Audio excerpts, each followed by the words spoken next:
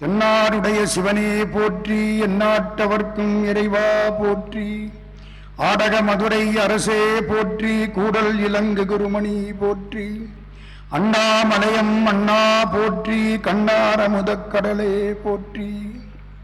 சீரார் பெரும்பெருநம் தேவனடி போற்றி, ஆராத இன்பம் அருளும் மலை போற்றி.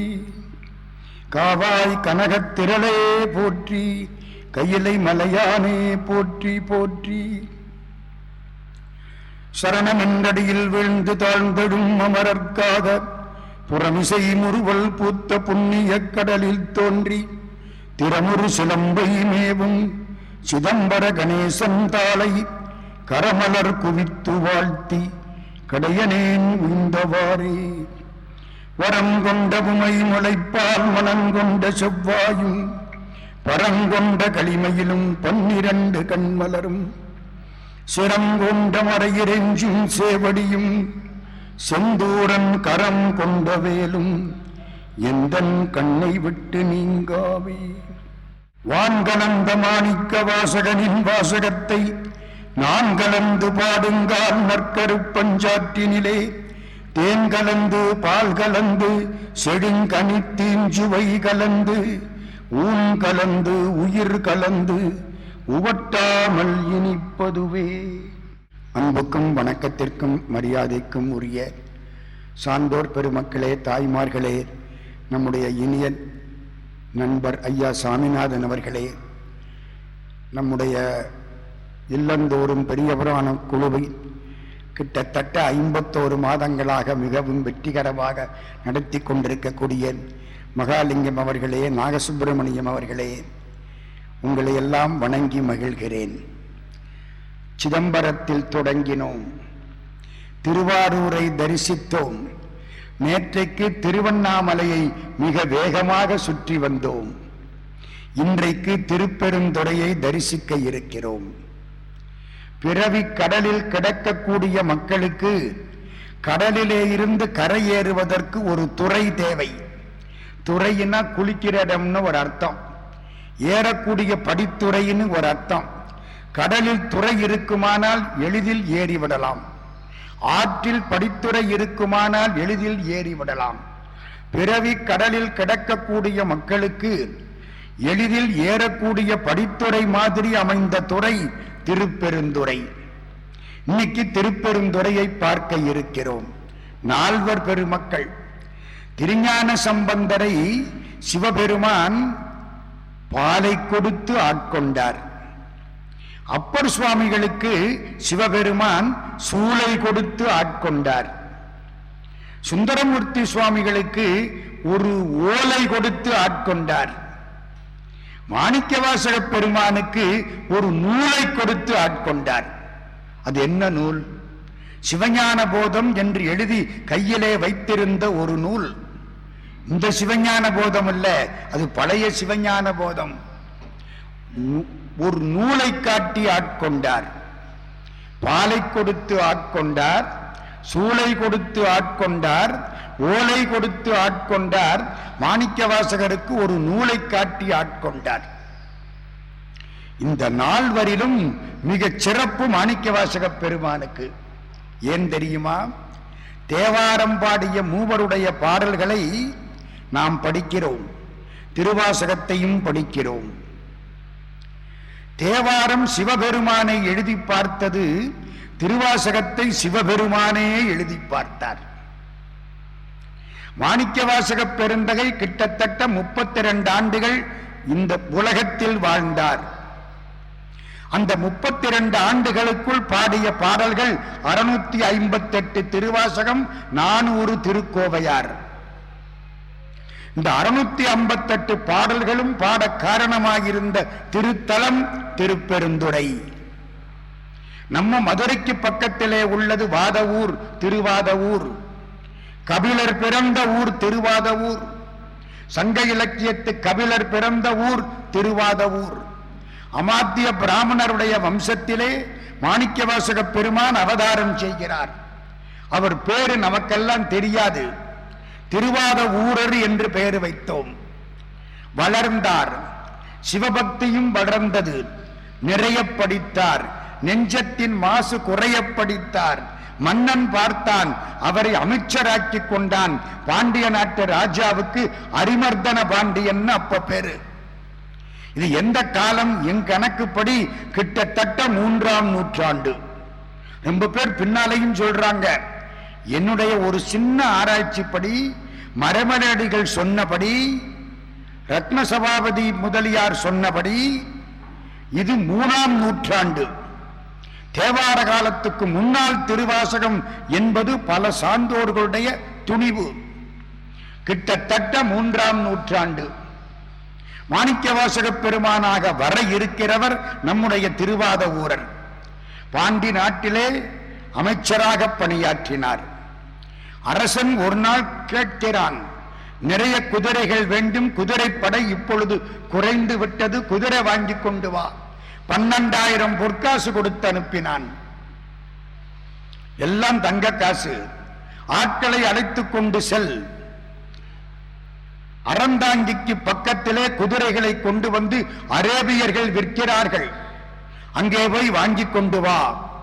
பெருமான் புறப்பட்டார். சிவபெருமானை மனத்தில் வைத்துக் கொண்ட பெருமான் புறப்பட்டார்.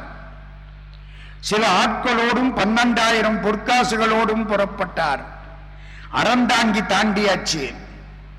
புதுக்கோட்டை அறந்தாங்கி தாண்டியாச்சு. புதுக்கோட்டை போகாமலே போகலாம். காரைக்குடி அறந்தாங்கி. அறந்தாங்கிக்கு போற பொழுது அங்கிருந்து ஒரு 15வது கிலோமீட்டர் அந்த இடத்துக்கு திருப்பெருந்துறைன்னு பேரு. இப்போ ஆவுடையார் கோயில்னு பேரு. படர்ந்த காடு.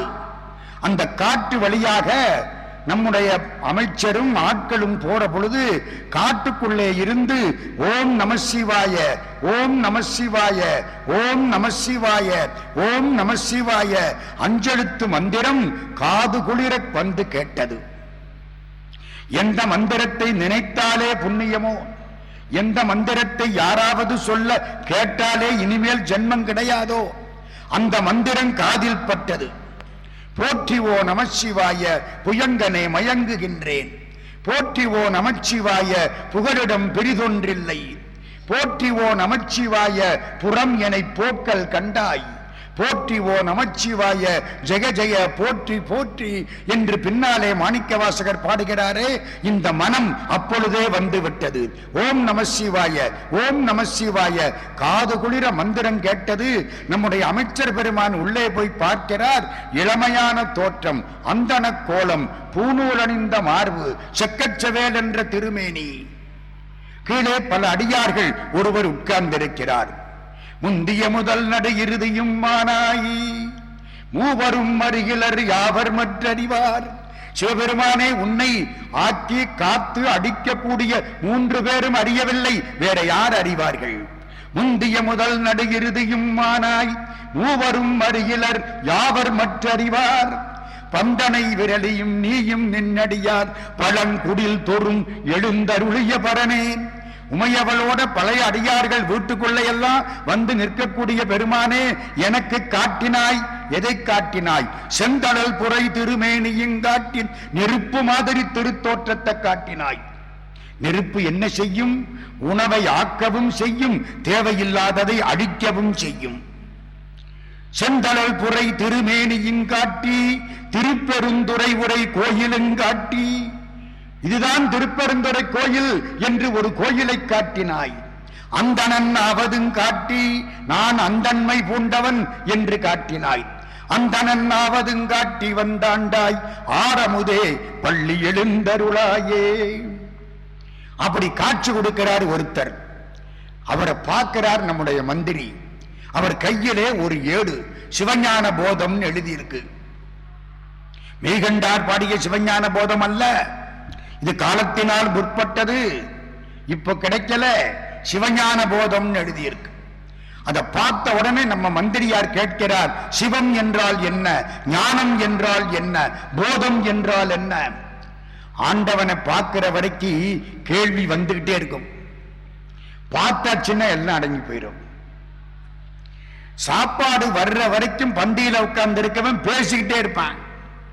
சாப்பாடு வந்துருச்சுன்னு வச்சுங்க, பருப்பு சாதம், நெய், சாம்பார், ரசம், மோர்குழம்பு, பாயாசம் முழுக்க சாப்பிடுற வரைக்கும் வாயை திறக்க மாட்டான். சாப்பிடத்தான் திறப்பான், பேச மாட்டான். அவன் வேகமா சாப்பிடுவான். பேசலன்னா என்ன அர்த்தம்? அனுபவிக்க தொடங்கி விட்டான்னு அர்த்தம். பேசிக்கிட்டு இருந்தா என்ன அர்த்தம்? இன்னும் அனுபவிக்க தொடங்கலன்னு அர்த்தம். எனக்கும் சேர்த்துத்தான் சொல்றேன். பேசிக்கிட்டே இருந்தா என்ன அர்த்தம்? இன்னும் பகவானை அனுபவிக்க தொடங்கல. சிவன் எவ்விடத்தான் எவர் கண்டனர் அப்படின்னு பேசிக்கிட்டே உட்கார்ந்து இருக்கிறான். சிவனை பார்த்தாச்சு, ஆனா இன்னும் தெளிவு வரல. கேள்விக்கு மேல கேள்வி வருது. சிவம் என்றால் என்ன? ஞானம் என்றால் என்ன? போதம் என்றால் என்ன? எம்பெருமான் பார்க்கிறார். இந்த கேள்வியைத்தான் எதிர்பார்த்தேன். சிவம் என்பது ஈடு இணையில்லாத மெய்ப்பொருள், தனக்கு ஓமை இல்லாதான், அவனுக்கு சமானமாக யாரும் கிடையாது. சிவன் என்பது ஈடு இணையில்லாத மெய்ப்பொருள். ஞானம் என்பது அதை அறிவது. சாதாரணமா கிடைக்காது. ரொம்ப நாளைக்கு அப்புறம்தான் சிவன் என்ற சித்தமே உண்டாகிறது. தெய்வம் என்பதோர் சித்தம் உண்டாவ ரொம்ப நாள் ஆகுது. சிவம் என்பது ஈடு இணையில்லாத மெய்ப்பொருள். ஞானம் என்பது அந்த சிவத்தை அறிவது. போதம் என்பது அறிந்ததை தெளிந்து உறுதியாக பிடித்துக் கொள்வது, சிக்கன பிடித்துக் கொள்வது. காதல பட்டுது. அப்படியே பார்க்கிறார், சிவபெருமான பார்க்கிறார். மகிழ்ச்சி வெள்ளம் கரபுரண்டு ஓடுது. தன்னை அறியாம பாட ஆரம்பிச்சிட்டார். இவ்வளவு காலமா உள்ள தேங்கி இருந்தது இப்ப வெளிப்படுகிறது. பாட ஆரம்பிச்சார். அருமையான பாட்டுக்கள், திருப்பெருந்துறையில் பாடிய பாட்டுக்கள். அந்த பாட்டை கேட்க கேட்க கேட்க சிவபெருமான் இவரை பார்த்தார். உன்னுடைய பாடல் மாணிக்க வாசகம், உன் பேர் மாணிக்க வாசகர்னார். இது சிவபெருமான் கொடுத்த பேரே தவிர இவங்க அப்பா அம்மா வச்ச பேர் இல்லை. உன்னுடைய திருநாமம் மாணிக்க வாசகர் என்று கல்யாண பொண்ணுக்கு தாலி கட்டுற மாதிரி மாணிக்க வாசகர்ங்கிற தீட்சா நாமத்தை தாலியா கட்டினார். மாணிக்க வாசகர் இவர் மகிழ்ச்சி வெள்ளத்துல கரபுரண்டு ஆட பாடிக்கிட்டு இருக்கார். அரை மணி நேரம், ஒரு மணி நேரம் ஒன்னும் புரியல. எல்லாத்தையும் பார்க்கிறார். ரொம்ப மகிழ்ச்சி, இதுவரைக்கும் கிடைக்காத மகிழ்ச்சி. பார்த்தாலும் நினைத்தாலும் படித்தாலும் படிக்கப்பட்ட என்று கேட்டாலும் பரிந்துள் உணர்ந்தாலும் ஈர்த்தாலும் பிடித்தாலும் கட்டி அணைத்தாலும் இத்தனைக்கும் தித்திக்கும் இனித்த சுவை கரும்பே என்று வள்ளற்பெருமான் பாடியது மாதிரி ரொம்ப மகிழ்ச்சியாய் இருக்கிறது. ஆடினார், பாடினார், விழித்து பார்த்தார். குருநாதரை காணாம், இருந்தவங்களை காணாம். இவ்வளவு நேரம் எனக்கு முன்னால் காட்சி கொடுத்த பெருமான் மறைஞ்சிட்டார். அவர் நினைச்சா காட்சி கொடுப்பார், நினைச்சா மறைவார். நம்ம நினைக்காத போது காட்சி கொடுப்பார், நம்ம நினைக்கிற போது வரமாட்டார். அறியாத பருவத்திலே பக்கத்திலே வருவார், அறிந்த பருவத்திலே விலகி போயிடுவார். நான் சொல்லல, ராமலிங்க சாமி சொன்னார். என்னை அறியா பருவத்து என்னை மனம் புரிந்தான், என்னை அறிந்த பருவத்தே தன்னை அறிய விரும்பான். ஒன்னும் தெரியாத காலத்துல வந்து தாலியை கட்டிவிட்டு எல்லாம் தெரிஞ்ச காலத்துல விலகி போனா இந்த ஆளை என்ன செய்கிறது? அப்படி எம்பெருமான் மறைந்து விட்டான். மறைஞ்சிட்டானே, இவ்வளவு தூரம் காணமே அப்படின்னு நினைச்சு வருந்தி அழுது அழுது அழுது அழுது பாடிய பாடல்களின் தொகுப்புக்கு பெயர்தான் திருவாசகம். 658 பாட்டுக்கள். அந்த 658 பாட்டுக்களுக்கும் ஒரு தொகுப்பு, அதுக்கு பேருதான் திருவாசகம்னு பேரு. மாணிக்க வாசக பெருமானுடைய தமிழுக்கு பேராசிரியர் வாசுப மாணிக்கனார் ஒரு பேர் வச்சார். தமிழ்ல எத்தனை தமிழ்? இயல் தமிழ் பேசுறது, இசைத்தமிழ் முத்துக்குமாரன் பாடினார்ல அது, நாடகத்தமிழ் நாடகம் ஆடுறது, சைவத்தமிழ் திருமுறைகள், வைணவத்தமிழ் 4000 திவ்ய பிரபந்தம், அழுகை தமிழ் திருவாசகம். அழுது அழுது அழுது அழுது பாடிய பாடல்களின் தொகுப்பு 658 திருவாசகங்கள்.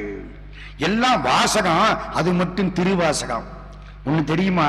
திருவாசகத்துக்குள்ள திருவாசகம்ங்கிற பேரு எங்கேயும் கிடையாது, எங்கேயும் கிடையாது. என்னை ஓர் வார்த்தை உள்படுத்து பற்றினாய், மாசில் மணியின் மணிவார்த்தை பேசி.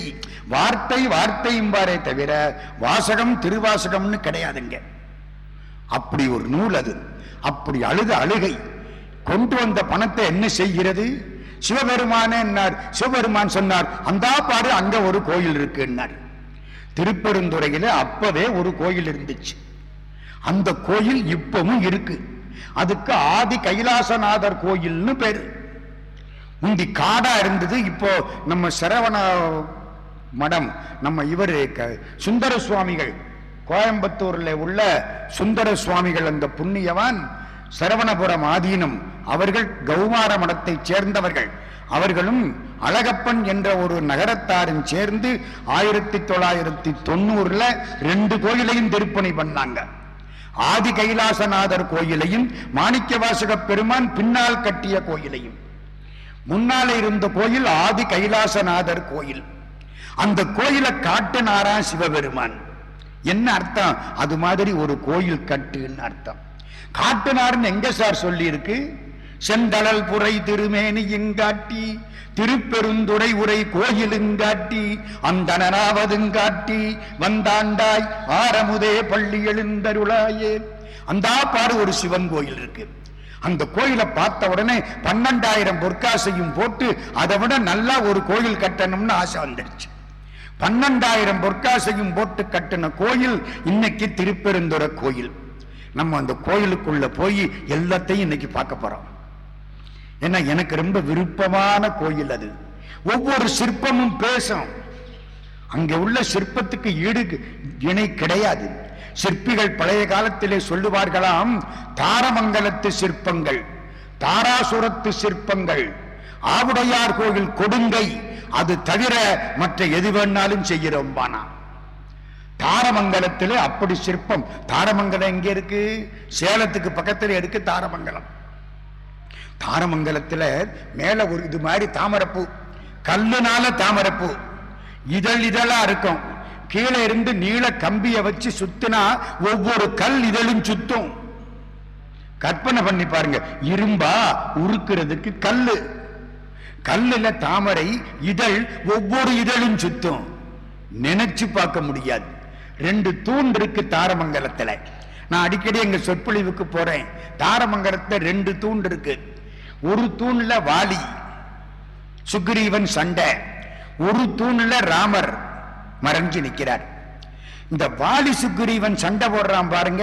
அந்த தூணு கிட்ட வாலி கண்ணோட நம்ம கண்ணை வச்சு பார்த்தா ராமர் தெரிய மாட்டார். ராமருக்கு பக்கத்துல போய் ராமர் கண்ணோட நம்ம கண்ணை வச்சு பார்த்தா வாலி தெரிவான். அது எப்படி? அது அப்படித்தான் போய் பாருங்க. என்ன ரதி மன்மதன்! ஆகா, ஒரு சிற்பிக்கு இவ்வளவு பேராற்றலா? கல்லிலே கைவண்ணம் கண்டான், கல்லிலே கலைவண்ணம் கண்டான். அங்கதான் பார்க்கலாம். அற்புதமானது தாரமங்கலம். தாராசுரம் கும்பகோணத்துக்கு பக்கம். சிற்பங்கள் கொட்டி இருக்கிறான். ஒவ்வொன்றும் பேசும். திருத்தமா இருக்கும் சிற்பங்கள். அப்படி கடவுள் படைத்த மனிதனை விட இந்த சிற்பி படைத்த சிற்பங்கள் ரொம்ப திருத்தமா இருக்கும். சொல்லுவார்கள் தாரமங்கலம், தாராசுரம், ஆவுடையார் கோயில் கொடுங்கை. கொடுங்கைனா என்ன? கல்லில் பெருங்கருங்கல்ல எடுத்தாந்து இழைச்சி லேசா ஆக்கி நம்ம வீடுகள்ல மரத்துல பண்றோம் பாருங்க. மேல கைக்குள்ள இரும்பு கம்பி கொடுத்து மரத்துல பண்ற மாதிரி கல்லுல பண்ணியிருக்கான். எங்க? திருப்பெருந்துறை கோயில்ல. கல் சங்கிலி அங்கங்க தொங்குது, தனித்தனியா சுத்தம். என்ன செஞ்சு மாட்டி ஒட்ட வைக்க முடியுமா? அவ்வளவு சிற்பங்கள். மாணிக்கவாசக பெருமானை பார்த்தா நம்ம கூட பேசுவார். குதிரை மேல சிவபெருமான் வருவாரு பாருங்க. அந்த காட்சியை பார்த்தா கண்ணை நீங்க அதை விட்டு எடுக்க முடியாது. திருப்பெருந்துறைக்கு போனா ஒவ்வொரு சிற்பத்துக்கும் 1 மணி நேரம் செலவழிக்கணும். உள்ள போற பொழுது நிமிந்து பார்த்தா ஒரு குரங்கு ஒரு உடும்பும் இருக்கும். முதல்ல உள்ள போன உடனே இதையெல்லாம் பார்க்கணும். வேகமா போனேன், அர்ச்சனை பண்ணனே, வந்தேன்ட்டு வந்துடப்படாது. நிமிந்து பார்க்கணும். உள்ள போற பொழுது நிமிந்து பார்த்தா ஒரு குரங்கு ஒரு உடும்பும் தெரியும். என்ன அர்த்தம்? குரங்குங்கிறது நமக்கெல்லாம் தெளிவா தெரியும். நம்ம மனசு குரங்கு மனசு தானே. எதை நினைக்காதேங்கிறானோ அதை நினைக்கும். நினைக்குமா இல்லையா?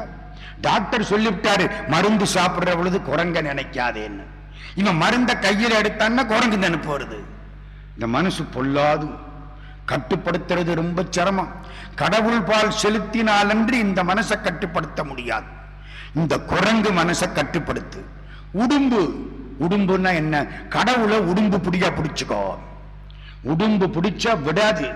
முதலை மூர்கன் உடும்பு, உடும்பு புடியா பிடிச்சிட்டான்னு சொல்றோம்ல. அந்த காலத்துல ராஜாக்கள் என்ன செய்வானா, மேல பெரிய அரண்கள், அரண்களுக்குள்ள உட்கார்ந்துக்குவானா. இந்த படையெடுத்து வர்றவன் என்ன செய்வானா, ஒரு உடும்பு வால்ல கைத்த கட்டி உடும்ப தூக்கி மேல போடுவானா. அது அந்த அரண்ல மேல போய் கப்புன்னு பிடிச்சுக்கிடுமா. பிடிச்சா விடாது. இந்த கயிறு தொங்குது பாருங்க, இதை பிடிச்சி எல்லாரும் மேல ஏறி போயிடுவானா. உடும்பு புடிங்கிறான். அங்க என்ன இருக்கு, குரங்கும் உடும்பும் இருக்கு, போனா பார்க்கணும். நான் ஒன்னொன்னா சொல்லிக்கிட்டே போறேன். அப்படிப்பட்ட அற்புதமான கோயிலை நம்முடைய மாணிக்க வாசக பெருந்தகை சிவபெருமான் கட்டளைப்படி பழைய கோயிலை பார்த்து அதைவிட சிறப்பானதாக சிவபெருமான் சொன்ன மாதிரி கட்டினார். அதான் முக்கியம். நம்ம கோயில்களுக்கும் ஆவுடையார் கோயிலுக்கும் நிறைய வித்தியாசம் உண்டு, அது அடுத்து வரும். சிவபெருமான் சொன்ன மாதிரி கட்டினார். கட்டி முடிச்சார். குதிரை வாங்கல. ராஜாவுக்கு செய்தி போயிற்று. அங்கிருந்து ஆள் அனுப்பினான் பாண்டிய ராஜா. குதிரை வாங்கியாச்சா? சிவபெருமானே என்றார். சிவபெருமான் சொன்னார், கவலைப்படாதே, இந்த மாணிக்கத்தை கொடு. ஒரு மாணிக்கத்தை கொடுத்தார். பின்ன மாணிக்க வாசகருக்கு மாணிக்கத்தை கொடுக்காம வேற எதை கொடுக்கிறது? இப்பொன்னி இம்மணி நீ இம்முத்தும் நீ. மணிதான் மாணிக்கம். மாணிக்கத்தை கொடுத்தார். இந்த மாணிக்கத்துக்கு ஒரு சிறப்பு தெரியுமா? வெயில்ல வச்சா வெயில வாங்கிக்காது, சூடாகாது. எவ்வளவு நேரம் வெயில்ல வச்சாலும் சூடாகாது. போலியான மாணிக்கம் வெயில்ல வச்சா சூடாயிரும். அறிவில்லாதவன் அடுத்தவன் சொல்ற கோள் வார்த்தைகளை எடுத்துக்குவான். அறிவுள்ளவன் மாணிக்கம் போன்றவன் அடுத்தவன் சொல்ற கோள் வார்த்தைகளை எடுத்துக்க மாட்டான். இவன் ஆராய்ச்சி பண்ணி பார்ப்பான். அதுதான் மாணிக்கம். ஒரு மாணிக்கத்தை கொடுத்தார். இதை அனுப்பு. சிவபெருமான் தந்த மாணிக்கத்தை பாண்டிய ராஜாவுக்கு அனுப்ப. பாண்டிய ராஜா மாணிக்கத்தை பார்த்துட்டு கொடுத்த 12,000 பொற்காசுக்கு இதுவே போதுமே, நிச்சயமா குதிரை வாங்கிடுவாரு, நிம்மதியா இருக்க. குதிரை எப்ப வரும்? ஆவணி மாசம் மூல நட்சத்திரத்தன்னைக்கு வரும். எல்லாம் நம்ம மதுரையில, மறந்துடாதீங்க. 1000 கோடி காலம் தவம் பண்ணனாத்தான் மதுரையில வசிக்க முடியும். எழுதி வைத்துக் கொள்ளுங்கள். திருவாரூரில் பிறக்க முத்தி, காசியில் இறக்க முத்தி, திருவண்ணாமலை நினைக்க முத்தி, சிதம்பரம் தரிசிக்க முத்தி, மதுரையில் வசிக்க முத்தி. நான் சொல்லல, திருவிளையாடல் புராணம் சொல்லுது.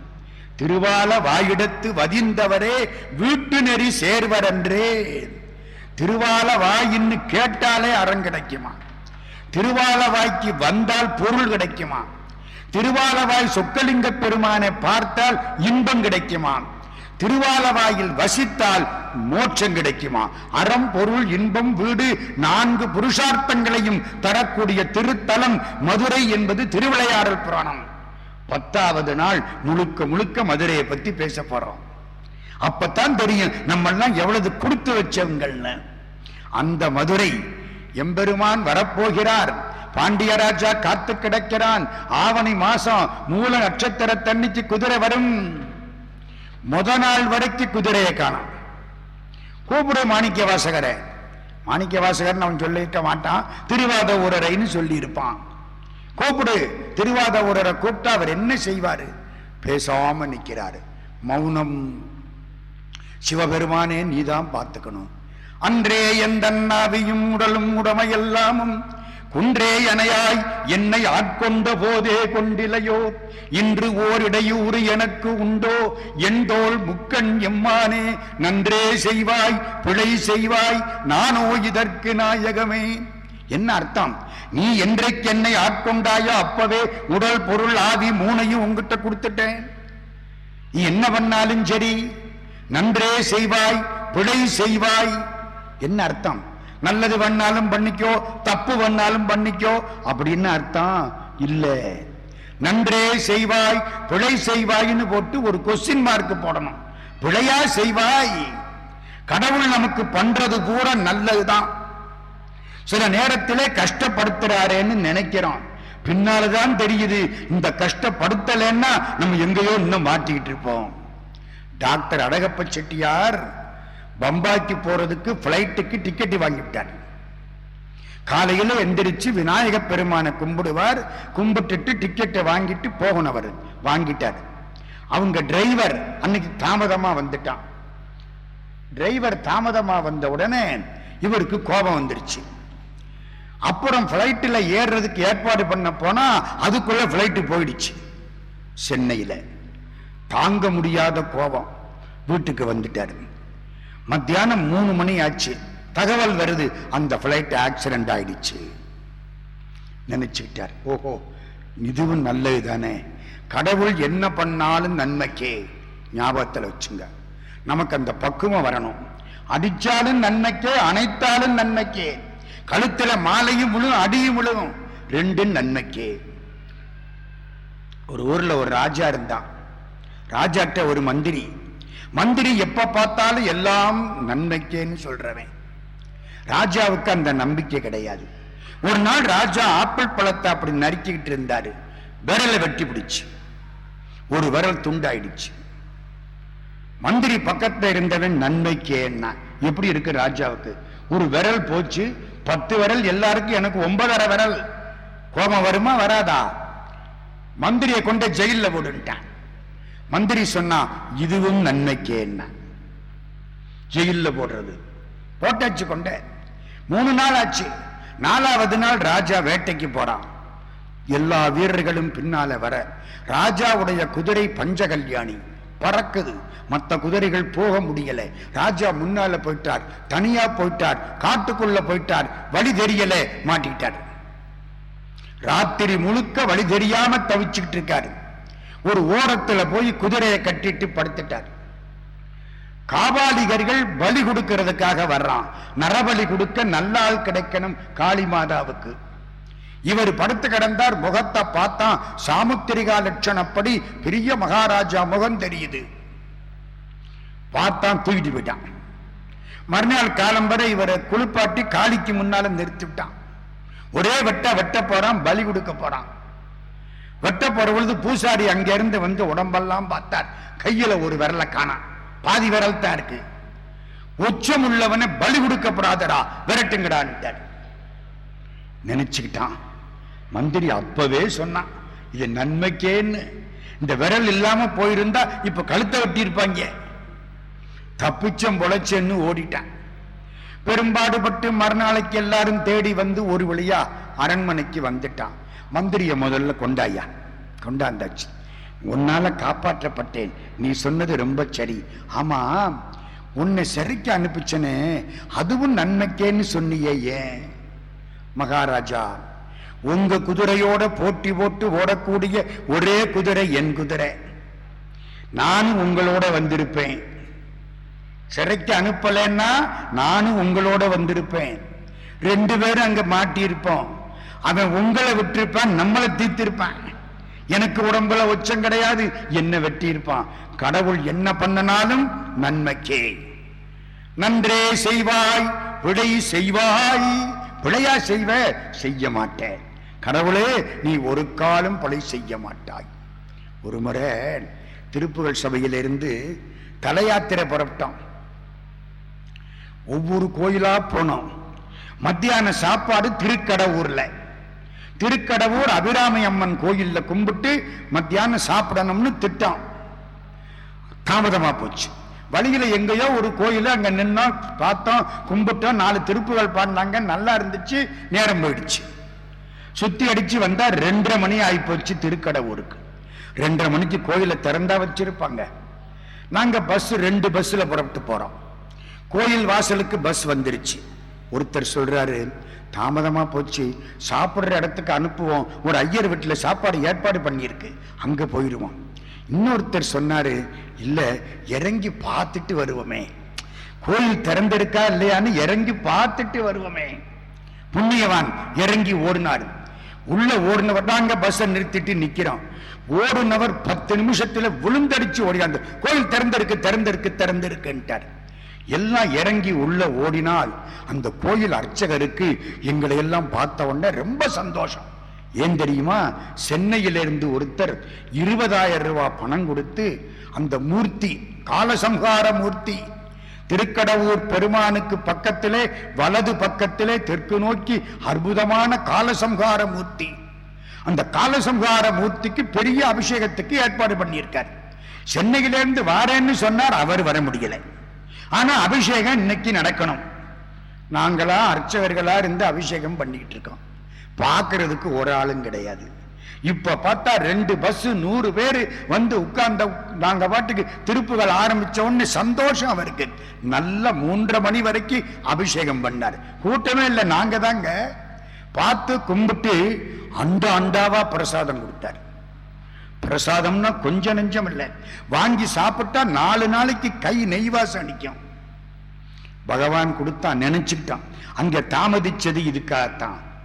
ஒருவேளை 12 மணிக்கு வந்திருந்தா நாங்க பாட்டு கும்பிட்டுட்டு போயிருப்போம், ஐயர் விட்டு சாப்பாடு கிடைச்சிருக்கும். 2:30 மணி ஆனது, ஆண்டவன் கொடுத்த சாப்பாடு கிடைச்சது. ஐயர் வீட்டுல போய் சாமியை மன்னிச்சுக்கிடுங்க, இந்தாங்க பணத்தை வாங்கிக்கிடுங்க, பரவாயில்ல. தெரியுதா, கடவுள் என்ன பண்ணனாலும் நன்மைக்கு. அதனாலதான் நன்றே செய்வாய் பிழை செய்வாய் நானோ இதற்கு நாயகமே கண்ணீர் விட்டார். ராஜா பார்த்தா குதிரை வரல, இந்த ஆளை கொண்டு போய் திருவாதவூர் சிறையில போடணும். என் மதுரையில் ஜெயில் கிடையாதா? மதுரை ஜெயில போட்டா ஊர்ல இருக்கவனுக்கு தெரியாது. திருவாதவூர் இவர் சொந்த ஊர். சொந்த ஊர்ல ஜெயில போட்டா அத்தனை பேருக்கும் தெரியும். நம்ம மாமாவை ஜெயில போட்டாங்க, நம்ம அத்தான ஜெயில போட்டாங்க, சொந்தக்காரன் கூட அங்க இருப்பான்ல. சொந்த ஊர்ல அடி வாங்கினா எல்லாருக்கும் தெரியும், வெளிநாட்டுல அடி வாங்கினா ஒருத்தனுக்கும் தெரியாது. யாருக்கு தெரியும்? அவ்வளவுதானே. திருவாதவூர் சிறையில கொண்டே போட்டான். ஏன் தெரியுமா போட்டான்? அதனாலதான் திருவாதவூர் திருவாசகத்தில் பாடப்பட்டது. திருமுறையில இத்தனை ஊர் இருக்கே, ஒரே ஒரு இடம்தான் திருவாதவூர் பாடப்பட்ட இடம். ஒரே இடம். எங்க? இவரை கொண்டு எந்த ஊர்ல போட்டாங்க? திருவாதவூர் சிறையில போட்டாங்க. ராத்திரிக்கு அப்படியே உட்கார்ந்து இருக்காரு. ஒரு 7-8 மணிக்கு கலகல கலகலன்னு ஆண்டவனுடைய பாத சிலம்பு ஒலி கேட்குது. பாத சிலம்பு ஒலி கேட்டா என்ன அர்த்தம்? நம்முடைய பூஜை அவன் திருவடியில் சேர்ந்து விட்டதுன்னு அர்த்தம். சேரமான் பெருமாள் பூஜை பண்ணுவாரா? எப்ப பூஜையை முடிப்பார்? நம்ம டயத்தை பார்த்துக்கிட்டே ஆபீஸுக்கு டைம் ஆயிடுச்சுன்னா mister Sivaperuman I am very sorry பூஜையை முடிச்சிருவோம். ஆமா, நாளைக்கு பண்றது சிவபெருமான் எங்க ஓடவா வராரு? அவர் எப்ப பூஜை முடிப்பாரா? பாத சிலம்பு ஒலி கேட்டா பூஜையை முடிப்பாரா சேரமான் பெருமாள் நாயனார். மாணிக்க வாசகருக்கு பாத சிலம்பு ஒலி கேட்டுதான் வாத ஊரினில் வந்து இனிதருளி பாத சிலம்பொலி காட்டிய பண்பும். நம்ம மொத்த கோபுரத்து பூசாரி ஐயா வாதவூர் கோயிலுக்கு தன்னை வாழ்க்கைப்படுத்தி கொண்ட புண்ணியவான். அங்கே திருவாசகம் விழா எடுக்கிறவர் யாழ்கீத சுந்தரம் பிள்ளை. அவங்க பொண்ணு மாப்பிள்ளை எல்லாரும் வந்திருக்காங்க. நம்ம சாமிநாதன் அவங்க மாப்பிள்ளை. திருவாதவூர் கோயில். எம்பெருமான் அங்கே வந்து பாத சிலம்பு ஒளி காட்டினார். வாதவூரினில் வந்து இனிதருளி பாத சிலம்பொலி காட்டிய பண்பும். பாத சிலம்பு ஒலி கேட்ட பண்பும் இருக்கணும். அது என்ன காட்டிய பண்பு? எங்க சிலம்பு ஒலியை கேட்கலாமா பார்க்கலாமா? கேட்கலாம். பாத சிலம்பு ஒலி கேட்டன்னு இருக்கணும். என்ன தெரியுமா? ஞானிகளுக்கு தியானத்தில் இருக்கிற பொழுது பூர்வ மத்திய ஸ்தானத்திலே அந்த சிலம்பு மாதிரி ஒரு ஜோதி தெரியுமா? எங்க இந்த குங்கும பொட்டு வச்சிருக்கேன் பாருங்க, 2 புருவத்துக்கு நடுவில் அந்த இடத்துல ஜோதி தெரியுமா உள்ள? அதைத்தான் நம்ம கோயில்ல தீபாராதனைன்னு சொல்றோம். உள்ள பார்க்க முடியல, வெளியிலையாவது பார்ப்போம்னு. உள்ள பார்க்கணும். அண்டத்தில் உள்ளது பிண்டத்தில், இந்த இடத்துல ஜோதி. அதான் பாத சிலம்பு ஒலி காட்டிய பண்புங்கிறார். கேட்டது, பார்த்தார், மகிழ்ச்சி. மறுநாள் காலையில குதிரை வருதுன்னு தெரிஞ்சது. ராஜா விடுதலை பண்ணனா இந்த ஒரு இடம்தான் திருவாதவூர் திருமுறையில் இடம்பெற்ற இடம். வேற எங்கேயும் கிடையாது. பாட்டு வெளியில வந்தாச்சு. ராஜா அங்கிருந்து கூப்பிட்டான். போய் பார்க்கிறாங்க, குதிரையில வர்றார் சிவபெருமான். நம்ம ஆவணி மூல வீதி, 4 ஆவணி மூல வீதிக்கு அதான் பெருமை. ஆவணி மூல வீதியில வர்றார் சிவபெருமான். இதுல வர்றார் ரிஷப வாகனத்தை வேணாம்னு சொல்லிவிட்டு குதிரை, வெள்ள குதிரை வாகனத்துல வர்றார். மேல பூரா மாடியில இருந்து பெண்கள் பார்க்கிறாங்களாம். இந்த குதிரை அழகா இருக்கு. குதிரை மேல வர்றவன் அதை விட அழகா இருக்கான். அவன் அழகா இருக்கனாலதான் குதிரை அழகா இருக்கு. வேத மொழியர் வெண்ணீற்றர் செம்மேனியர் நாதப்பறையினர் அன்னே என்னும் நாதப்பறையினர் நான்முகன் மாலுக்கும் நாதரின் நாதனார் அன்னே என்னும் நான்முகனுக்கும் பிரம்மாவுக்கும் நான்முகனுக்கும் திருமாலுக்கு நாதர் இப்ப நம்ம பக்கத்துல வாரார். எப்படி வாரார்? வெள்ளை ஆடை போட்டிருக்கார், முழுக்கை சட்டை போட்டிருக்கார், விபூதி பூசி இருக்கார். வெள்ளை கலிங்கத்தர், கலிங்கம்னா ஆடை வேட்டி, வெள்ளை கலிங்கத்தர் வெண்திரு முண்டத்தர் பள்ளி குப்பாயத்தர், குப்பாயம்னா முழுக்கை சட்டை, நம்ம ராமானுஜன் ஐயா போட்டிருக்காருல அது மாதிரி முழுக்கை சட்டை. வெள்ளை கலிங்கத்தர் வெண்திரு முண்டத்தர் பள்ளி குப்பாயத்தர் அன்னே என்னும் பள்ளி குப்பாயத்தர் பாய்வரி மேற்கொண்டு என் உள்ளம் கவர்வரால் அன்னே என்னும் நீண்ட கரத்தர், கை நீளமா இருக்கான், முழங்கால் வரைக்கும் இருக்கான், அது சாமுத்திரிகா லட்சணம். காமராஜருக்கு பெருந்தலைவருக்கு முழங்கால் வரைக்கும் கை இருக்கும். அப்பொழுக்கில்லாத அரசியல்வாதி, பெரிய பெரிய தலைவர்களை உருவாக்கி விட்டு தான் ஒதுங்கிக் கொண்ட உயர்ந்த அரசியல்வாதி. ராஜா சார் அண்ணாமலை செட்டியாருக்கு கை முழங்கால் வரைக்கும் இருக்கும். அதெல்லாம் சில லட்சணங்கள், சில பேருக்கு அப்படி. இவர் எப்படி இருக்காராம்? நீண்ட கரத்தர் நெறிதரு குஞ்சியர், நல்ல தலைய வாரி இருக்காராம், ஜடாமகுடம் இல்ல ஒழுங்கா வாரி இருக்காரு. குஞ்சினா தலைமுடி. நீண்ட கரத்தர் நெறிதரு குஞ்சியர் பாண்டினன் நாடரால் அன்னே என்னும் பாண்டினன் நாடர் பரந்தடு சிந்தையை ஆண்டன்பு செய்வரால் அன்னே என்னும். இந்த பொம்பளை பிள்ளைங்கள்லாம் அப்படி சொல்லுதான், இவ்வளவு அழகா இருக்காரு அம்மா. இந்த பாட்டு 10 பாட்டு, அன்னை 10ன்னு பேரு. திருவாசகத்திலே 17வது தலைப்பு. இந்த பாட்டை படிச்சா நல்ல மாப்பிள்ளை நல்ல பொண்ணு கிடைக்கும். கல்யாணத்துக்கு இருக்கிற பொண்ணு இந்த பாட்டை படிக்கணும், கல்யாணத்துக்கு இருக்கிற பையன் இந்த பாட்டை படிக்கணும், நல்ல ஜோடி கிடைக்கும். வேத மொழியர் அன்னை 10 திருவாசகம். பெருமான் வர்ற பொழுது பார்த்த பார்வை மாணிக்க வாசக பெருமான் பாட்டு. குதிரைக்காரர் உள்ள வந்துட்டார், பாண்டிய ராஜாவை பார்க்கிறார். எல்லா குதிரைகளையும் பார்த்துக்கோ, குதிரைக்காரனையே பார்த்துக்கிட்டு இருக்கானே தவிர குதிரையை பார்க்க முடியல. அவன் அவ்வளவு அழகா இருக்கான். கம்பர் பாடுவார்ல, ராமனை பார்த்த பெண்கள் தோளை பார்த்த பொண்ணு தோளோட நின்னுட்டா, தாளை பார்த்த பொண்ணு தாளோட நின்னுட்டா, கைய பார்த்த பொண்ணு கைக்கு மேல போக முடியல. தோள் கண்டார் தோளே கண்டார் தொடுகளர் கமல மன்ன, தாள் கண்டார் தாளே கண்டார் தடக்கை கண்டாரு மகுதே, வாழ் கொண்ட கண்ணார் யாரே வடிவினை முடிய கண்டார். எந்த பொண்ணு ராமனை முழுக்க பார்த்தார். ஊழ் கொண்ட சமயத்தன்னார் உருவு கண்டாரை ஒத்தார். சமயவாதிகள் ஆண்டவனை முழுக்க பார்க்காம ஒரு பகுதியை மட்டும் பார்த்து விட்டு இவ்வளவுதான் ஆண்டவன் என்று சொன்ன மாதிரி ராமனை பார்த்த பெண்கள் முழுவதும் பார்க்க மாட்டாமல் நின்றார்கள். மகாராஜா பாண்டியன் பார்க்கிறான், இந்த குதிரைக்காரர் ரொம்ப அழகா இருக்கான், குதிரைகளை பார்க்கல, குதிரைக்காரனை பார்க்க குதிரைக்காரர் சொல்றார், எல்லா குதிரைகளையும் பார்த்துக்கோ, இப்பவே பார்த்து வாங்கிக்கோ, நாளை பின்ன என்னமாவது ஆகி போனா பொறுப்பு நம்மளது இல்லை, விற்ற பொருள் வாபஸ் வாங்கப்பட மாட்டாது. நம்மால் போர்டு போடுறான்ல, தெளிவா சொல்லிவிட்டார். ஏன் அது என்னமோ ஆக போகுது. என்ன பண்ணனார்? திருப்பெருந்துறைக்கு பக்கத்துல நரிக்குடின்னு ஒரு ஊர் இருக்கு. அந்த ஊர்ல உள்ள நரிகளை பூரா குதிரையை மாத்தி கொண்டாந்துட்டார். அதான் அந்த ஊருக்கு இன்னைக்கு என்ன பேரு? நரிக்குடின்னு பேரு. எல்லாம் குதிரைகளா மாத்தி கொண்டாந்துட்டார். இது என்ன ஆகும்னு தெரியாது. ஏங்க, ஒரு சிங்கத்தை குதிரையாக்கப்படாது, ஒரு யானையை குதிரையாக்கப்படாது, ஒரு கழுதைய குதிரையாக்கப்படாது, ஒரு பசுமாட்ட குதிரையாக்கப்படாது. ஏன் நரிய பிடிச்சு குதிரையாக்கினார்? அதுதான் கடவுள் செயல். செய்ய முடியாததை செய்வதுதான் தெய்வம். நம்மளால சாப்பிட்ட சாதத்தை தொண்டையில வச்சுக்க முடியுமா? வெளியே துப்பணும், உள்ள இறக்கணும், இங்க இருந்தா உசுறு போயிடும்.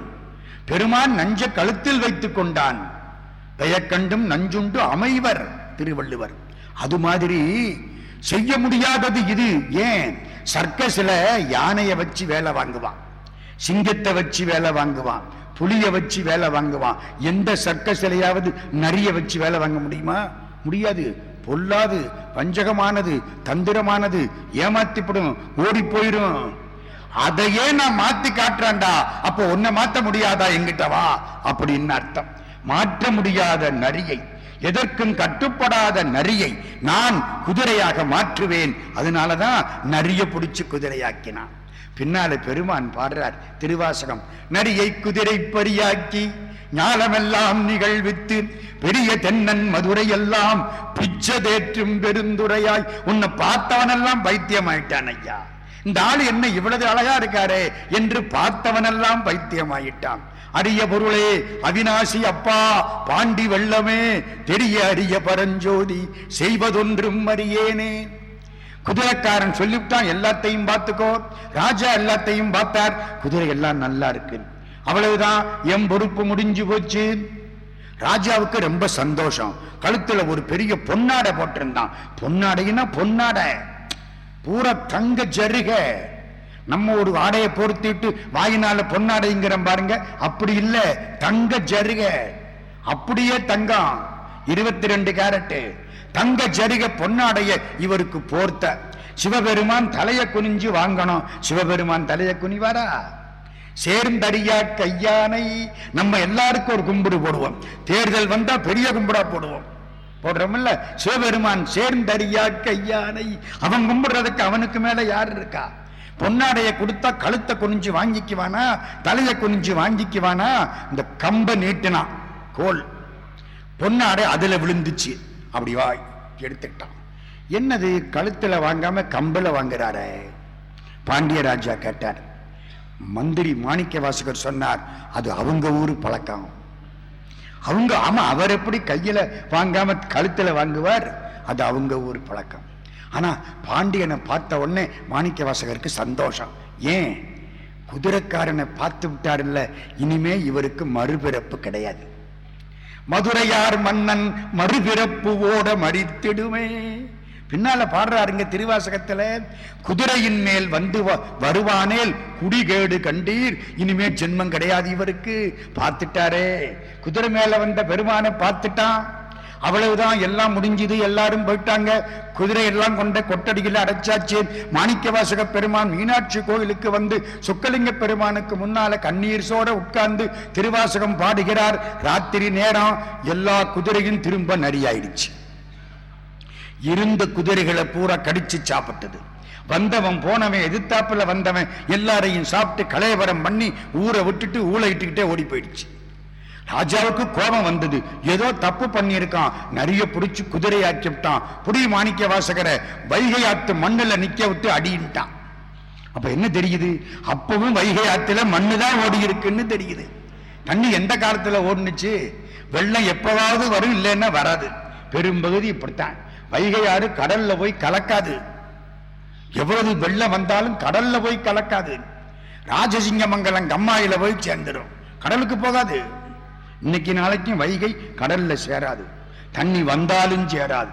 ஒருத்தர் அழகா பாடினார், கடல் மோசமானவன், சிவபெருமானுக்கு நஞ்சு கொடுத்த பாவி, அவனோட சேரப்படாதுன்னு வைகை ஆறு கடல்ல சேர்றது இல்லையா. நாரியிட பாகருக்கு நஞ்சளித்த பாவி என்று வாரியிடம் புகுதா வைகையே. வாரி இடத்தும் வலத்தும் இருபுறத்தும் வாய்ந்து நடத்தும் தமிழ் பாண்டி நாடு.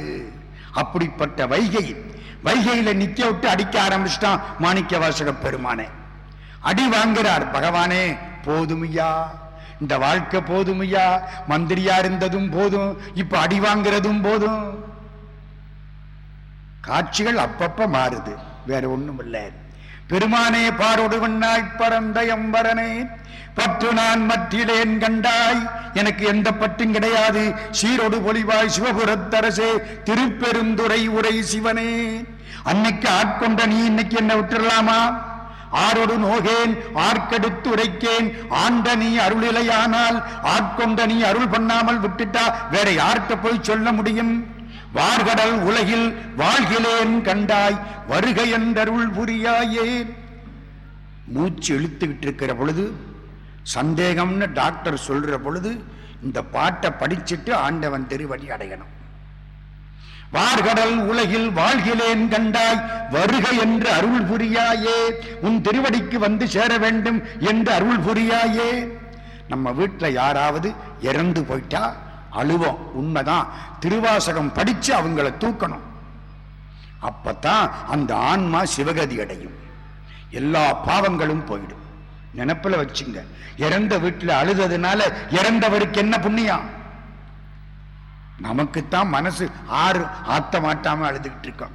அவருக்கு என்னங்க புண்ணியம்? ஒண்ணும் கிடையாது. என்ன செய்யணும்? திருவாசகம் படிக்கணும். அந்த ஆன்மாவுக்கு அது காதல படணும். இது வரைக்கும் படலைன்னா கூட இப்ப படும். ஒண்ணு தெரியுமா உங்களுக்கு? திருவி கல்யாண சுந்தர முதலியார் திருச்சிராப்பள்ளிக்கு வரார். திருச்சிராப்பள்ளியில் ரயில விட்டு கீழே இறங்கிறார். திருவிக்க தமிழ் மாமுனிவர் ஈவே ராமசாமி நாயக்கர் தந்தை பெரியார் அவரை வரவேற்க போறார். எப்படி இருக்கு?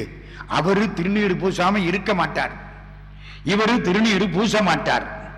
அது வெள்ளை சட்டை, இது கருப்பு சட்டை. அது உண்டு, இது இல்லை. புரியுதில்ல? ஆனா ரெண்டு பேரும் நண்பர்கள். அதான் பண்பாடு. அவரை வரவேற்க பெரியார் போறார். திருவிக்க ரயில விட்டு கீழே இறங்கிட்டார். அவரை வரவேற்பதற்கு சைவ சித்தாந்த பெருமக்கள் காத்து கிடக்கிறாங்க. என்ன அதுலதான் அவர் பேச போறார். எல்லாரும் கும்பிட்டாங்க, திருவிக்காவும் கும்பிட்டார். வாங்க, உங்களுக்கு ஏற்பாடு பண்ணி இருக்கேன் தங்குறதுக்கு. இல்ல, நான் அவர் கூட தான் எப்பவும் தங்குறது. யாரு கூட? பெரியார் கூட. சரி, கூட்டத்துக்கு நான் சரியா வந்துடுறேன். திருவிக்க பெரியார் கூட ரெண்டு பேரும் பேசிக்கிட்டே நடக்கிறாங்க. எங்க நடக்கிறாங்க? திருச்சியில காவேரி ஆறு. பெரியாருக்கு இவரை பத்தி நல்லா தெரியும். ரெண்டு பேரும் காவேரி ஆற்றுக்கு வந்துட்டாங்க. திருச்சிக்கு வந்தா காவேரியில குளிச்சா தீர்த்த புண்ணியம். நினைப்புல வச்சுங்க. திருவிக்கா காவேரி ஆற்றுல குளிச்சுட்டு தான் வீட்டுக்குள்ள வருவார். காவேரி ஆற்றுல அவர் குளிக்கிற பொழுது அவருடைய துணிமணிகள்லாம் ஒரு பையில இருக்கு. ராமசாமி நாயக்கர் அங்க நின்று பார்த்துக்கிட்டு நிக்கிறாரு. திருவிக்கா குளிச்சார். குளிச்சு துவட்டிக்கிட்டு கையை நீட்டுறாரு. ஈவே ராமசாமி நாயக்கர் அவர் பைக்குள்ள இருந்து திருநீற்று பையை எடுத்து இவர் கையில கொடுக்கிறார். திருவிக்காவுடைய பையில இருந்து விபூதி பையை எடுத்து அவர் கொடுக்க, திருவிக்கா அதை வாங்கி உடம்புல 16 இடத்துல ஓம் நம சிவாய ஓம் நம சிவாய சொல்லி பூசிட்டார். பூசிட்டு திருவாசகம் படிச்சுக்கிட்டே நடக்கிறார். திருவிக்கா படிக்க பெரியார் கேட்டுக்கிட்டே நடக்கிறார். வீட்டு வாசலுக்கு வந்தாச்சு. திருவிக்கா பெரியாரை திரும்பி பார்த்தார். நான் இறந்து போற பொழுது திருவாசகம் படிச்சுத்தான் என்ன தூக்கணும். தலையாட்டிட்டார் பெரியார். எப்படி காட்சி பாருங்க. ரொம்ப நாள் ஆச்சு. திருவிக்கா இறந்து போயிட்டார். பெரியார் சென்னைக்கு ஓடினார். அத்தனை பேரையும் உட்கார வச்சார். திருவாசகம் படிங்கோ. திருவாசகம் படிச்சு திருவாசகம் ஓதல் செய்து திருவிக்காவை தோல்ல தூக்கிட்டு போய் சென்னையிலே பேராசிரியர் ஆசா ஞான சம்பந்தம் கொள்ளி வச்சார். திருவிக்காவுக்கு வாரிசு கிடையாது. ஆசா என் பிள்ளைன்னு சொல்லிட்டு போனார். அதனால பேராசிரியர் ஆசா ஞான சம்பந்தம் கொள்ளி வைக்க, திருவாசகம் படிக்க திருவிக்காவினுடைய ஆன்மா ஆண்டவன் திருவடி அடைந்தது. இப்ப சொல்லுங்க, அந்த திருவாசகம் எப்படிப்பட்ட நூல்? இவ்வளவு பெரிய சான்றோர்கள் கடைசியில திருவாசகம் படிக்கணுங்கிறான். ஏன்? அடுத்த பிறவியிலே அப்பத்தான் திருவாசகம் நினைப்புல வரும். ராத்திரி தூங்குற பொழுது எந்த சிந்தனையோட தூங்குறீங்களோ, காலம்பரை எந்திரிக்கிற பொழுது முதல்ல அந்த சிந்தனை அரையும் குறையுமா வரும். இந்த பிறவிங்கிறது பெருந்தூக்கம். அடுத்த பிறவியில முழிக்கிறது, தூக்கம் கலைஞ்சு முழிக்கிறது. செத்து போறது பெரிய தூக்கம், அப்படித்தானே? இப்ப தூங்குறது சின்ன சாவு. இப்ப தூங்குறது ரிகர்சல், அது ஃபைனல். இதுல அப்பப்ப எந்திரிப்போம், அதுல அடுத்த பிறவியில தான் எந்திரிப்போம். உறங்கலும் விழித்தலும் போன்ற உண்மையில் உறங்குவது போலும் சாக்காடு, உறங்கி விழிப்பது போலும் பிறப்பு. திருவள்ளுவர். அப்படிப்பட்ட நூல். மாணிக்கவாசக பெருந்தகையை கொண்டு போய் எங்க நிறுத்திட்டாங்க? வைகை ஆத்துல நிறுத்தியாச்சு. அப்பத்தான் கண்ணீர் விட்டார். வார்கடல் உலகில் வாழ்கிறேன் கண்டாய் வருக என்று அருள் புரியாயே. பெருமான் வெள்ளத்தை உண்டாக்கி விட்டார். வைகை ஆற்றில வெள்ளம், மட திறந்த வெள்ளம், எல்லா வீடுகளுக்குள்ளேயும் தண்ணி வர்றாப்புல ஆயிப்போச்சு.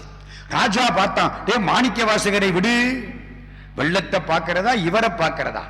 எல்லாம் ஓடுறான் வீட்டை பார்க்க. மாணிக்க வாசகர் நேர கோயிலுக்கு வந்துட்டார். அப்பத்தான் சொல்றார், நம்மளை விடுவிக்கத்தான் வெள்ளமா வந்தானோ.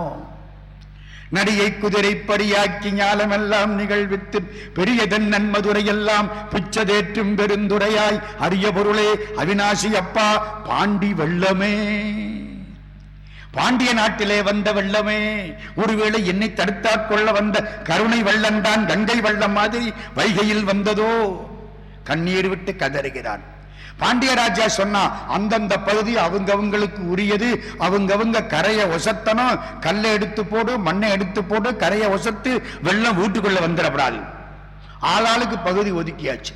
வண்டி கிளவி உட்கார்ந்து இருக்கிறார். அவளுக்கு யாரும் கிடையாது. காலையில பிட்டு அவிக்கிற பொழுது அந்த பிட்டை எடுத்து சொக்கலிங்க பெருமானுக்குன்னு சொல்லிவிட்டு வியாபாரம் பண்ணுவான். சொக்கலிங்க பெருமான சாப்பிட்டாரு இல்ல, அவர் பேரை சொல்லிவிட்டு நம்ம சாப்பிடுறோம். பேரையாவது சொல்லிட்டு சாப்பிடணும்.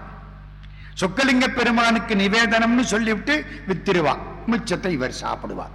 ஏழை சொக்கலிங்க பெருமானை தவிர வேற யாரும் கிடையாது அவளுக்கு. அப்படி நிம்மதியா நம்பினவர். ஒண்ணு ஞாபகம் வச்சுங்க, எதுவும் நிச்சயம் இல்லை. பொண்டாட்டி நிச்சயம் இல்லை, புள்ள நிச்சயம் இல்லை, பணங்காசு நிச்சயம் இல்லை, பதவி நிச்சயம் இல்லை, கழுத்துல விடுகிற மாலை நிச்சயம் இல்லை, கடவுள் மட்டும்தான் நிச்சயம். அது புரியறதுக்கு ரொம்ப வயசாகி போகுது. ஊரிஞ்சதமல்ல, உற்றார் சதமல்ல, உற்று பெற்ற பேருஞ்சதமல்ல, பெண்டிர் சதமல்ல, பிள்ளைகளும் சீருஞ்சதமல்ல, செல்வம் சதமல்ல, தேசத்தில் யாரும் சதம் அல்ல, நின் தாழ் சதம் கட்சி ஏகம்பனே. பட்னத்து சாமி வாக்கு. எல்லாம் இவளுக்கு யாரு? சொக்கலிங்க பெருமான். அங்கிருந்து புறப்பட்டு வந்துட்டான். ஐயோ, இவன் நம்மளைத்தானே கூப்பிடுறா, இவளுக்கு உதவி செய்யணுமே. ஆவணி மூல திருவிழாவில் நம்ம வீதி வழியா சாமி போற பொழுது ஒரு தங்க கூடையும் தங்க மண்வட்டியும் தாங்கி போவார்ல, அப்ப அவர் முகத்தை பாருங்க எப்படி சிரிக்கிறாருன்னு. இந்த மூர்த்தி அப்படி அழகான மூர்த்திங்க. மதுரை கோயில்ல அப்படி சிரிப்பார். போய் ஒரு முத்தம் கொடுக்கலாமான்னு தோணும், அப்படி சிரிப்பார் அந்த மூர்த்தி. அற்புதமா அனுபவிக்கலாம். யாருக்காக? வண்டி கிழவிக்காக. நான் புட்டு வாங்கி சாப்பிடுறதுக்காக கூலிக்காரனா போறேன் பாத்தியா அப்படின்னு அந்த முகத்திலே அந்த பெருமிதமான புன்னகை நமக்கு தெரியும். ரொம்ப சிரிச்சு போவார். போனார், கிழவிய பார்த்தார். தாயே, யாராவது எனக்கு கூலிய கொடுத்து வேலை வாங்குவாங்களா? எப்படி? வேலையை வாங்கிக்கிட்டு கூலி கொடுப்பாங்களா? இல்லை, கூலிய கொடுத்துட்டு வேலை வாங்கணுமா. இந்த ஆள் எப்படி விவகாரமான ஆள் பாருங்க. முதல்ல அன்பை கொடு, அப்புறம் அருளை கொடுக்கிறேன். அன்பை கொடு, அருளை கொடுக்கிறேன். கூலிய கொடுத்து கூலி கொடுத்து என்னை வேலை கொள்வார் உண்டோ? உண்டோன்னா என்ன அர்த்தம்? நம்மள்கிட்ட வேலை வாங்குறதுக்கு ஆள் இருக்காடா இந்த ஊர்ல? ஒருத்தனும் கிடையாது. நானா இறங்கி வந்தாத்தான் உண்டு. வண்டி கிழவி பார்த்தா, ஏன்பா நீ வேலை பார்ப்பியா? பாட்டி, அதுக்காகத்தான் வந்திருக்கிறேன், நீ சொன்ன வேலையை பார்க்கிறேன்.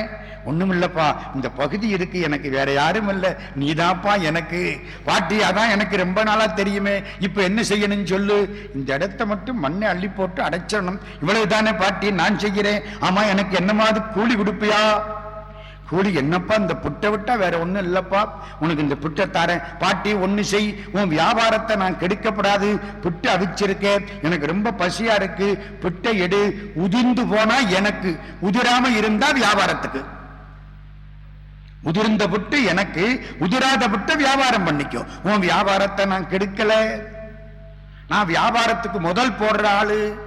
சேக்கிழார் வியாபாரத்தில் சிவபிரான் முதலை போட்டார். புரியுதா? சேக்கிழார் பெரிய புராணத்துக்கு சிவபெருமான் உலகலாம்னு முதல் எழுத்த கொடுத்தார்ல, அதை ஒருத்தர் சொன்னார். சேக்கிழார் வியாபாரத்தில் சிவபிரான் முதலை போட்டார். எல்லாருக்கும் முதல் போடுறது நான் தான்யா. பித்தா பிறைசூடின்னு அவருக்கு ஒரு வார்த்தை எடுத்து கொடுத்தேன். தில்லைவாள் அந்தரதம் அடியார்க்கும் அடியேன்னு அங்க ஒரு வார்த்தை எடுத்து கொடுத்தேன். முருகனா வந்து முத்தை தரு பக்தி திருநகைன்னு அருணகிரிக்கு ஒரு வார்த்தை எடுத்து கொடுத்தேன். முதல் போட்டு வியாபாரத்தை காப்பாற்றித்தான் பழக்கமே தவிர உன் வியாபாரத்தை கெடுத்து பழக்கம் இல்லை தாயே. புட்டு உதிருமானால் எனக்கு, உதிரலன்னா வியாபாரத்துக்கு. எடுத்தாள்ல எல்லா புட்டு உதிர்ந்து வச்சு. இது எப்படி இருக்கு? புட்டுக்கு தெரிஞ்சு வச்சு. உதிரலன்னா எவன் வயிற்றுலையோ சேர்ந்து தொலையணும். அவன் வயிற்றுல சேர்ந்தா அடுத்த 3 மணி நேரத்துக்கு அப்புறம் வேற பேரு. ஆமா, அல்வா சாப்பிட்டா என்ன, லட்டு சாப்பிட்டா என்ன? சாக்ரட்டிஸ் நடந்து போனாராம். வீட்டுக்கு முன்னால மலம் கிடந்துதான். அவங்க ஊர்லயும் அப்படித்தான் போல இருக்கு. வீட்டுக்கு முன்னால மலம் கிடந்துதான், மிதிச்சு விட்டாரு. மிதிச்சா வீட்டுக்கு வந்து கழுவணுமா இல்லையா? கழுவ போனாராம். மலம் பேசிட்டு, சாக்ரட்டிஸ் நான் யாரு தெரியுமா? சி, நீ மலம் இல்ல. 3 மணி நேரத்துக்கு முன்னால என் பேரு மாம்பழம். உன்ன மாதிரி ஒரு மனுஷன் வயிற்றுல சேர்ந்தேன், இப்படி ஆகி போயிட்டேன். இந்த மனுஷன் கூட சேர்ந்தாலே இப்படித்தான். சரிதானே? புட்டு யோசிச்சுதான். உதிர்ந்தா சிவன் வயிறு, உதிரலன்னா எவன் வயிறோ உதிர்ந்து போச்சு. பாட்டி நான் சாப்பிட்டு ரொம்ப நாளாச்சு, பசிக்குது, நஞ்ச கூட சாப்பிட்டுட்டேன், கொண்டா. புட்டை வாங்கி நல்லா சாப்பிட்டாராம். வேலை பார்க்கணும், எந்திரிச்சார், கூடைய தூக்கினார், மண்வெட்டியை எடுத்தார், வெற்றாப்பில பாவனை பண்ணினார், மண்ணை எடுத்து ஆத்துக்குள்ள போட்டார், ஆத்து தண்ணி எடுத்து வெளியில ஊத்தினார், இப்படின்னார் அப்படின்னார், நடனம் ஆடினார். அவர் பழக்கம் ஆடுறது தானே. நடனம் ஆடினார், கூடை ஆத்தோட போயிடுச்சு, மண்வெட்டி ஆத்தோட போயிடுச்சு. அடுத்தவன் ஒழுங்கா போட்டதை இவர் வெட்டி விட்டுட்டார். எல்லாருக்கும் எப்படி இருக்கும்? இந்த ஆளு என்ன விவகாரமான ஆளா இருக்கிறானே. வந்து எல்லாரும் பார்த்தான், கோபம் வந்தது, ராஜாவுக்கு சொல்லிவிட்டான். அது யார? அடுத்தவன் வேலையை கெடுக்கிறாள். ராஜா வந்துட்டார், இவர் திரும்பிக்கிட்டு நிற்கிறார், முகத்தை காட்டல. முகத்தை பார்த்திருந்தா ராஜா ஞானியா இருப்பான். சிவபெருமான் திரும்பி நிற்கிறார். கூலிக்காரன் யாரா அவன்? ஒரு பாட்டிட்ட பணத்தை வாங்கிக்கிட்டு கூலிய வாங்கிக்கிட்டு வேலை பார்க்காதவன் யாரு? ஒரு பெரம்பு எடுத்து முதுகுல ஓங்கி ஒரு போடு போட, எம்பெருமான் மறைய, எல்லாரும் உடம்புலையும் அடிபட, கரை உயர, வெள்ளம் கட்டுப்பட, அசரீரி வாக்கு சொல்லிட்டு, இவை அனைத்தும் மாணிக்க வாசகருக்காக. எல்லாரும் முதுகலையும் அடிபட்டுதான். சிவபெருமான் உள்ளேயும் இருப்பார், வெளியிலையும் இருப்பார். கடை உள். வெளியில இருக்கிற பொழுது அவர் பண்ணினது நம்மளை பாதிக்காது, உள்ள இருக்கிற போது அவர் பண்ணது நம்மளை பாதிக்கும். வெளியில இருக்கிற பொழுது புட்டு வாங்கி சாப்பிட்டாரு, நம்ம வாயில புட்டு படலை. உள்ள இருக்கிற போது அடி வாங்கினாரு, நம்ம உடம்புல அடிபட்டது. நமக்கு கோபம் வருது இல்ல? அது என்ன புட்டு வாங்க சாப்பிடுற போது மட்டும் நீங்க, அடி வாங்குற போது பங்கு எங்களுக்கா? ஏன் தெரியுமா? இன்பம் வர்ற பொழுது நம்ம கடவுளை நினைக்க மாட்டோம். அடி வந்தா முருகாம்பா. கல்யாணம் காலையில அனுப்பிச்சு அழகான பொண்டாட்டி கார்ல வச்சு அவளை கூட்டிக்கிட்டு ஒரு ரவுண்ட் அடிக்கிறேன்ட்டு புறப்பட்டு அடுத்த ஊருக்கு போறான், அடுத்த ஊருக்கு போறான். மத்தியானம் ஆச்சு, சாயங்காலம் ஆச்சு. பொண்டாட்டி அலையில மயங்கி போய் ராத்திரி 12 மணி காரு போயிட்டு இருக்கு. பொண்டாட்டி பக்கத்துல உட்கார்ந்து இருக்கா. ஜாலியா ஒரு சினிமா பாட்டை பாடிக்கிட்டே போனா டபால்னு கார் நின்று வச்சு. இறங்கி பார்த்தா இப்படிங்கிறான் அப்படிங்கிறான். உடலை நடுக்காடு பொட்டக்காடு. ராத்திரி 12 மணி. அழகான பொண்டாட்டி, கழுத்து நிறைய நகை. முருகா முருகா முருகா முருகா. முருகன் சிரிக்கிறான். டே, காலையில இருந்து இது வரைக்கும் ஒரு நிமிஷம் நினைச்சியா? இப்ப மாட்டிக்கிட்ட உடனே முருகா முருகாங்கிறியே. யோசிச்சு பாருங்க. அதனாலதான் அடி வாங்குற பொழுது நம்ம எல்லாருக்கும் பங்கு கொடுத்தான் நினைச்சுக்கோ. புட்டு சாப்பிட்ட பொழுது கடந்திருந்தான், அடி வாங்குற போது உள்ள இருந்தான். பாண்டியன் ஓடி வந்தான், மாணிக்க வாசகர் காலில் விழுந்தான். திரும்ப மந்திரியாகணும் இல்ல, முடிஞ்சு போச்சு, இனிமே ஒட்டாது, இனிமே ஒட்டாது, நான் கிளம்பிட்டேன். உத்தரகோசமங்கைக்கு போனார், திருப்பெருந்துறைக்கு போனார், திருக்கழுக்குன்றத்துக்கு போனார், சிதம்பரத்துக்கு போனார். பலகாலம் வாழ்ந்தார். 32வது வயசு, ஆனி மாசம், மக நட்சத்திரம். சிவபெருமான் புறப்பட்டு வரார். நீங்க பாடின பாட்டையெல்லாம் சொல்லுங்கோ. எழுதி வாங்கிக்கிட்டாராம். 658 திருவாசகத்தையும் எழுதி வாங்கிக்கிட்டு சிவபெருமான் கீழே கையெழுத்து போட்டாராம். மாணிக்க வாசக பெருந்தகை சொல்ல அழகிய திருச்சிற்றம்பலமுடையான் கையெழுத்து எழுதி நடராஜாவுடைய பீடத்தில் வச்சுட்டு மறைஞ்சிட்டார். மறுநாள் தில்லைவானந்தன பெருமக்கள் போய் பார்த்தா பீடத்துக்கு கீழே இருக்கு. யாரு மாணிக்க வாசகர் போய் தேடினா, வடக்கு கோபுரத்துக்கு அப்பால் ஒரு சின்ன இடம், அதுக்கு பேரு திருப்பெருந்துறை. அந்த இடத்துக்கு பேரு திருப்பெருந்துறை. அங்க போய் பார்த்தா மாணிக்க வாசகர் உட்கார்ந்து இருக்கார். அழைத்து கொண்டு வந்தார்கள். தெற்கு வாசல் வழியா உள்ள வந்தார். நடராஜாவை பார்த்தார். திருவாசகத்தை சொன்னார். நல்காதொழியான் நமக்கென்று உன்னாமம் விதற்றி நயன நீர் மல்கா வாழ்த்தா வாய்குளரா வணங்கா மனத்தால் நினைந்துருகி பல்கால் உன்னை பாவித்து பரவி பொன்னம்பலம் பொன்னம்பலம் பொன்னம்பலம் என்றே ஒல்கா நிற்கும் உயிர்க்கிறங்கி அருளாய் என்னை உடையானே உடைய பெருமானே பொன்னம்பலம் பொன்னம்பலம் பொன்னம்பலம் என்று பேசுகிறேன், அருள் செய். அவ்வளவுதான். இதுதான் பொருள்னார். கலந்துட்டார். ஆனி மாசம் மக நட்சத்திரம். இவ்வளவுக்கு யாரு காரணம்? திருப்பெருந்துறை பெருமான் காரணம். இப்போ நம்ம கோயிலுக்குள்ள போக போறோம். எந்த கோயிலுக்குள்ள? திருப்பெருந்துறை கோயிலுக்குள்ள போக போறோம். இறைவன் கட்டளைப்படி மாணிக்க வாசக பெருமான் கட்டிய திருக்கோயில் திருப்பெருந்துறை கோயில் இப்ப இருக்கிற பெரிய கோயில். அந்த இன்னொரு கோயில் சொன்னேன், ஆதி கைலாசநாதர் கோயில், கொஞ்சம் உள்ள போய் பார்க்கணும். கிழக்கு நோக்கிய சந்நிதி, சிவகாமி அம்பாள் தெற்கு நோக்கிய சந்நிதி, விநாயகர் கிழக்கு நோக்கிய சந்நிதி, பைரவர் தெற்கு நோக்கிய சந்நிதி, நந்தி மேற்கு நோக்கிய சந்நிதி. இதெல்லாம் எங்கே? பழைய கோயில்ல. நான் சிங்கப்பூர் போயிருந்தேன். ஒரு பெரியவர் என்கிட்ட வந்தார். மாணிக்கவாசக சுவாமிகள் சொல்ல சிவபெருமான் எழுதினார்ல திருவாசகம், அந்த ஏடு எங்கே இருக்குன்னு தெரியுமான்னார். நான் எங்க எண்ணத்தை கண்டேன், பாண்டிச்சேரியில அம்பலத்தாடி ஐயர் மடத்துல இருக்குன்னு சில பேர் சொல்றாங்க. ஒன்னு இருக்கு, பட்டு துணியை போட்டு போர்த்தி வச்சிருக்காங்க. மார்கழி மாதம் திருவாதிரை தரிசனத்தன்னைக்கு திறந்து காமிக்கிறாங்க. இவர் சொன்னார், இல்ல அந்த ஏடு திருப்பெருந்துறையிலே ஆதி கைலாசநாதர் கோயில்ல இருக்கு. எங்க அப்பா தான் அந்த கோவிலுக்கு பூசாரின்னார். சிங்கப்பூர்ல பார்த்த ஒரு புண்ணியவான். ஆதி கைலாசநாதர் கோயில்ல அந்த ஏடு இருக்கு. இன்னைக்கு அந்த கோயில் மாணிக்கவாசகருக்கு முன்னால் கட்டப்பட்ட கோயில். 25/6/1990 அந்த கோயிலை செப்பனிட்டு குடநீராட்டு விழா செய்தார்கள். இப்ப அந்த கோயில் நன்றாக இருக்கிறது. நம்ம பெரிய கோயிலுக்கு வாரம். பெரிய கோயில்ல திருவாவடுதுறை ஆதீனத்துக்கு உட்பட்டது இந்த பெரிய கோயில். சுவாமிக்கு பேரு தெரியுமா? குரு சுவாமி, பரமசுவாமி, ஆத்மநாதர். ஆன்மநாதர். ஆன்மநாதரை பார்க்க முடியுமோ? மனசுக்குள்ள இருக்கவரை பார்க்க முடியுமோ? அதனால்தான் கோயில்ல சிவலிங்கம் கிடையாது, வெறும் பீடம் தான். நமசிவாய வாழ்க, நாதன் தாழ் வாழ்க. அந்த நாதன் தான் ஆத்மநாதன், அதான் நாதன் தாழ் வாழ்க. அம்பாளுக்கு பேரு யோகத்தில் இருக்கிற யோகாம்பாள். மரம் குருந்த மரம். அந்த பொய்கை திருத்தமாம் பொய்கை. திருத்தமாம் பொய்கை திருப்பெருந்துறை. வெள்ளாறு பாயக்கூடிய வயல்கள் சூழ்ந்த பகுதி. 12,000 பொற்காச போட்டு கோயிலை கட்டி விட்டார். எங்க சரியா? ராஜா குதிரை வாங்க கொடுத்த காசு, அதை எடுத்து கோயில் இவர் இஷ்டத்துக்கு கட்டலாமா? தப்பு தானே? இல்ல, ஒரு பழைய கணக்கு ஒண்ணு இருக்கு. ஒரு சிவ யோகியார் கைலாசத்திலிருந்து மேல வந்துகிட்டு இருக்கார். யோகத்தினாலே உடம்பை மென்மையானதாக ஆக்கலாம். அட்டமா சித்தியில அது ஒண்ணும். அப்படி மேல வர்ற பொழுது அவர் பையில சில குளிகை வச்சிருந்தார். குளிகைன்னா மாத்திரை மாதிரி. அதை சாப்பிட்டா உடம்பு லைட் ஆயிரும், மென்மையாகிவிடும், காத்துல பறக்கலாம். இந்த குளிகை கீழே விழுந்துருச்சு.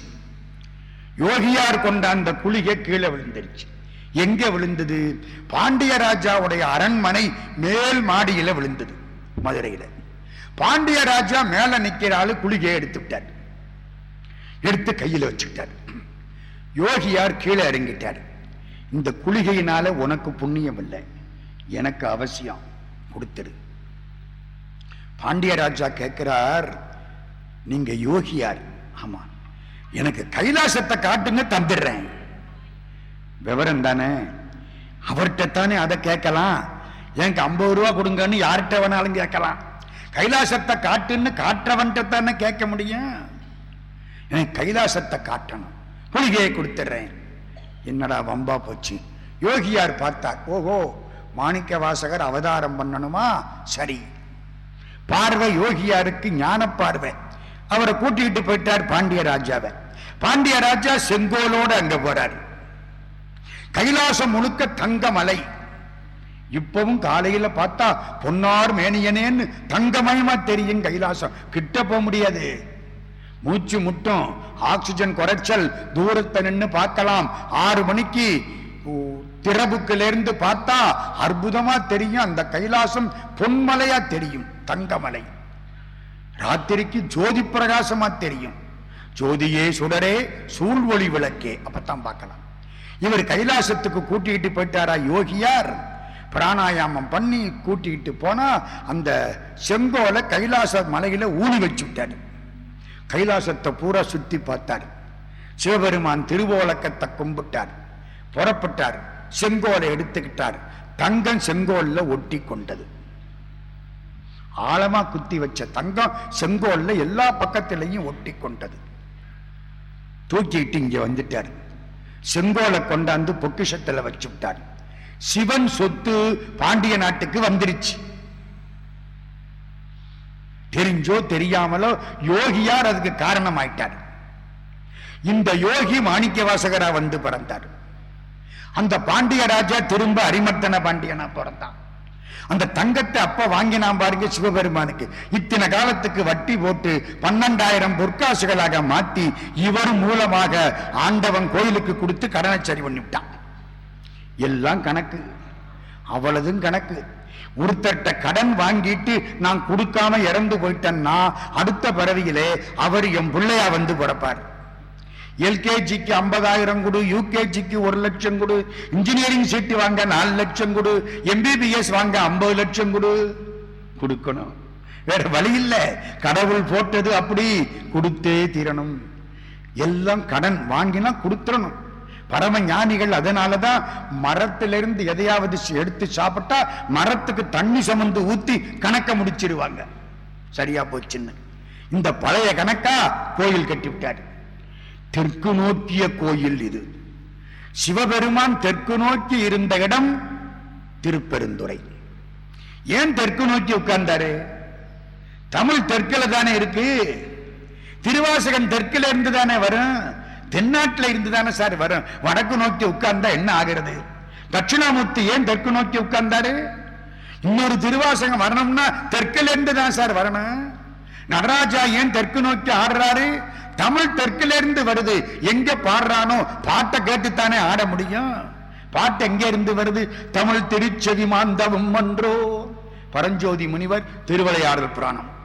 தமிழ் திருச்செவி மாந்தவம். அது மாதிரி பெருமான் தெற்கு நோக்கிய கோயில்.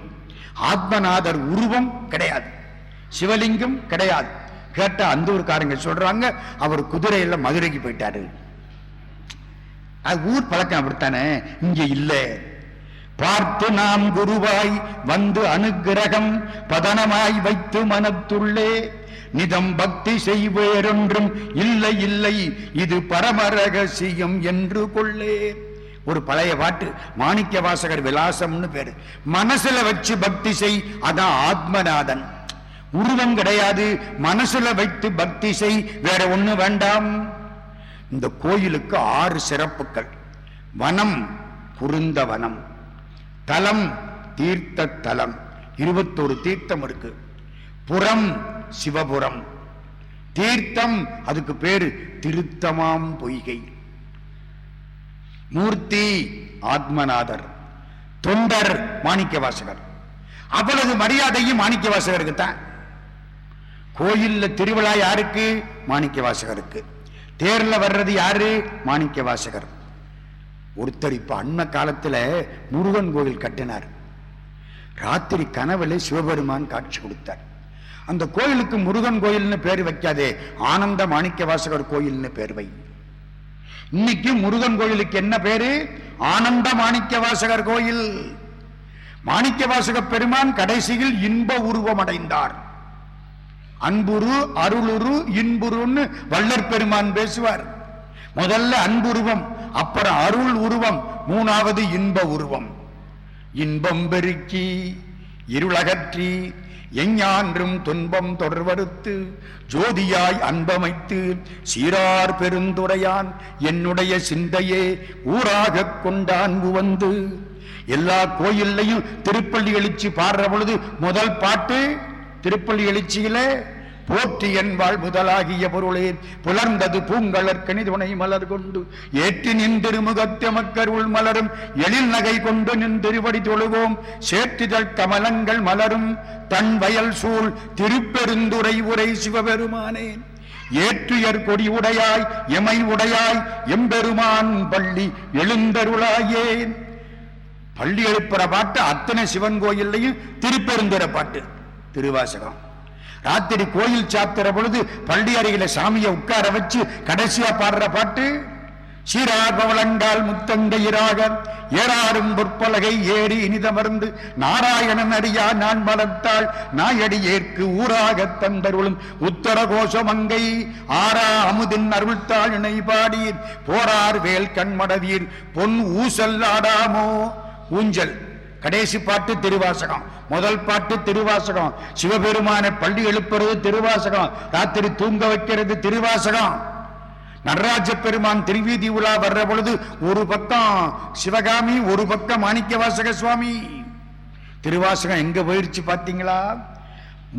முதல் அச்சேரிய திருமுறை திருவாசகம் 1835. முதல் ஆங்கிலத்தில் மொழிபெயர்க்கப்பட்ட திருமுறை திருவாசகம் 1900. மற்ற திருமுறைகள் அதுக்கு அப்புறம்தான் அச்சேரின, அதுக்கு அப்புறம்தான் எல்லாம் மொழிபெயர்க்கப்பட்டன. தொண்டர் மாணிக்க வாசகர். இப்ப நம்ம கோவிலுக்குள்ள போறோம். முதல் மண்டபம் நிமிந்து பார்க்கிறோம். எல்லாம் எங்கூட வர்றீங்க. கோவிலுக்குள்ள போறோம். மேல என்ன தெரியுது? குரங்கும் உடும்பும் தெரியுது. அப்பவே சொன்னேன், மனக்குரங்க கட்டுப்படுத்தி ஆண்டவனை சிக்கென உடும்பு மாதிரி பிடிச்சுக்கோ. சிக்கென பிடித்தேன் எங்களின்பருளுவதினியே. அதை தாண்டி உள்ள போறோம். ரகுநாத பூபால மண்டபம்னு பேரு. வீரபத்திரருடைய அற்புதமான தோற்றங்கள் 330 வருஷத்துக்கு முன்னால இப்ப கட்டினது. அதுல இருந்து இடது பக்கம் பார்த்தா சிவானந்த மாணிக்க வாசகர் சந்நிதி. சிவானந்த சிவ ஆனந்த மாணிக்க வாசகர் படிவன்ன ஆனந்த மாணிக்க வாசகர். நடராஜா ஆனந்த நடராஜா. சிவானந்த மாணிக்க வாசகர் சந்நிதி எங்க? இடது பக்கம். அங்க மேல பார்த்தா அண்டரண்ட பட்சின்னு ஒண்ணு இருக்கு. கேள்விப்பட்டிருக்கீங்களா? 2 யானையை ஒரு நேரத்தில் தூக்கிக்கிட்டு பறக்குமா. அப்போ அந்த பட்சியினுடைய வடிவம் மேல போட்டிருக்கான். பாம்பன் சுவாமிகள் வீரபத்திர சக்கரம்னு ஒண்ணு கட்டினார். பண்ண ஓவியத்தில் அந்த வீரபத்திர சக்கரம் அங்கே இருக்கு. ஒரு பக்கம் பார்த்தா கண்ணப்பருடைய திருமேனி அற்புதமா இருக்கு. நிமிந்து பார்த்தா கொடுங்கை இருக்கு. இவ்வளவு ராஜகோபுரத்துக்கு முன்னால. இன்னும் ராஜகோபுரத்துக்குள்ள போகல, வெளிமண்டபத்தில் நிக்கிறோம். வெளிமண்டபத்தில் இவ்வளவு அற்புதங்கள். இதை தாண்டி உள்ள போனா ராஜகோபுரம். முன்னாலே 5 நிலை, இப்போ 7 நிலையா அதை மாத்தி கட்டி இருக்காங்க. வள்ளல் பச்சையப்ப முதலியார் ஒரு தர்மம் பண்ணி இருக்கார். ராஜகோபுரத்துக்கு வலது பக்கம் கல்வெட்டு 1764 1764. எத்தனை வருஷம் ஆச்சு? 300 வருஷம், கிட்டத்தட்ட 300 வருஷம் வச்சு 250 வருஷம். 1764 பச்சையப்ப முதலியார் ஒரு ட்ரஸ்ட் வச்சிருக்கார். சாயரட்ச கட்டளை எவ்வளவு ரூபா வச்சிருப்பாரு? 1764 1 லட்சம் வராகன். வராகன்னா 3.5 ரூபா. 1 லட்சம் வராகன்னா 1 lakh into 3.5 3 லட்சம் ரூபாய் கொடுத்திருக்காரு 1764. பச்சையப்ப முதலியார். நான் 2 வருஷம் அங்க படிச்சேன். பச்சையப்ப முதலியாருக்கு அவ்வளவு மரியாதை. கோடிக்கணக்கில் சம்பாதிச்சு கோடிக்கணக்கில் திருப்பணி பண்ணவர் பச்சையப்ப முதலியார். காஞ்சிபுரம் பச்சையப்பாஸ் காலேஜ், சென்னை பச்சையப்பாஸ் காலேஜ் எல்லாம் அவர் காலத்துக்கு பின்னால் அரசாங்கத்தால் கட்டப்பட்டவை. ஜார்ஜ் நார்டன் ஒரு வக்கீல், அந்த புண்ணியவான் வெள்ளக்காரன், அவன் தான் இம்புட்டும் பண்ணி கொடுத்தவன். இவர் காலத்திலே நிறைய சொத்துக்கள் சம்பாதிச்சவர். வெள்ளக்காரனுக்கு துவிபாஷியா இருந்தார், டிரான்ஸ்லேட்டர், மொழிபெயர்ப்பாளர் பச்சையப்ப முதலியார். காஞ்சிபுரம், சிதம்பரத்திலே அவர் திருப்பணி, ராமேஸ்வரத்திலே திருப்பணி, கோடிக்கணக்கான பணம் 3 லட்சம் ரூபாய் அப்ப கொடுத்திருக்கார் திருப்பெருந்துறை கோயில் சாயரட்ச கட்டளைக்கு. அதுல எழுதியிருக்கு, இந்த கட்டளை தவறுமானால் அரசாங்கத்துக்கு தெரிவிக்கவும். போய் படிச்சு பாருங்க. அதெல்லாம் எனக்கு ஒரு கெட்ட வழக்கம். ஒரு கோயிலுக்குள்ள போனா ஒன்னொன்னா பார்த்துக்கிட்டே வர்றது. ஒரு நாளைக்கு மேல ஆயிரம் பூரா பார்க்கறதுக்கு. இதெல்லாம் பார்க்கணுங்க. இப்ப அதை தாண்டியாச்சா ராஜகோபுரத்துக்குள்ள போயிட்டோம். கோபுர தரிசனம், பாப விமோச்சனம். ராஜகோபுரத்துக்குள்ள போனா 6 கட்டணம், 6 சபை, 6 அத்துவாக்கள்ங்கிறான் பாருங்க. 6 அத்துவாவும் 6 சபை.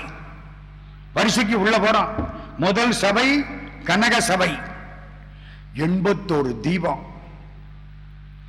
நான் ஒன்னொன்னா அடுத்தாப்புல சொல்றேன். இரண்டாவது சபை நடன சபை 224 தீபம். மூணாவது தேவ சபை, வரிசைக்கு வர்றேன் திரும்ப, 11 தீபம். நாலாவது சத் சபை 36 தீபம். அஞ்சாவது சித் சபை 51 தீபம்.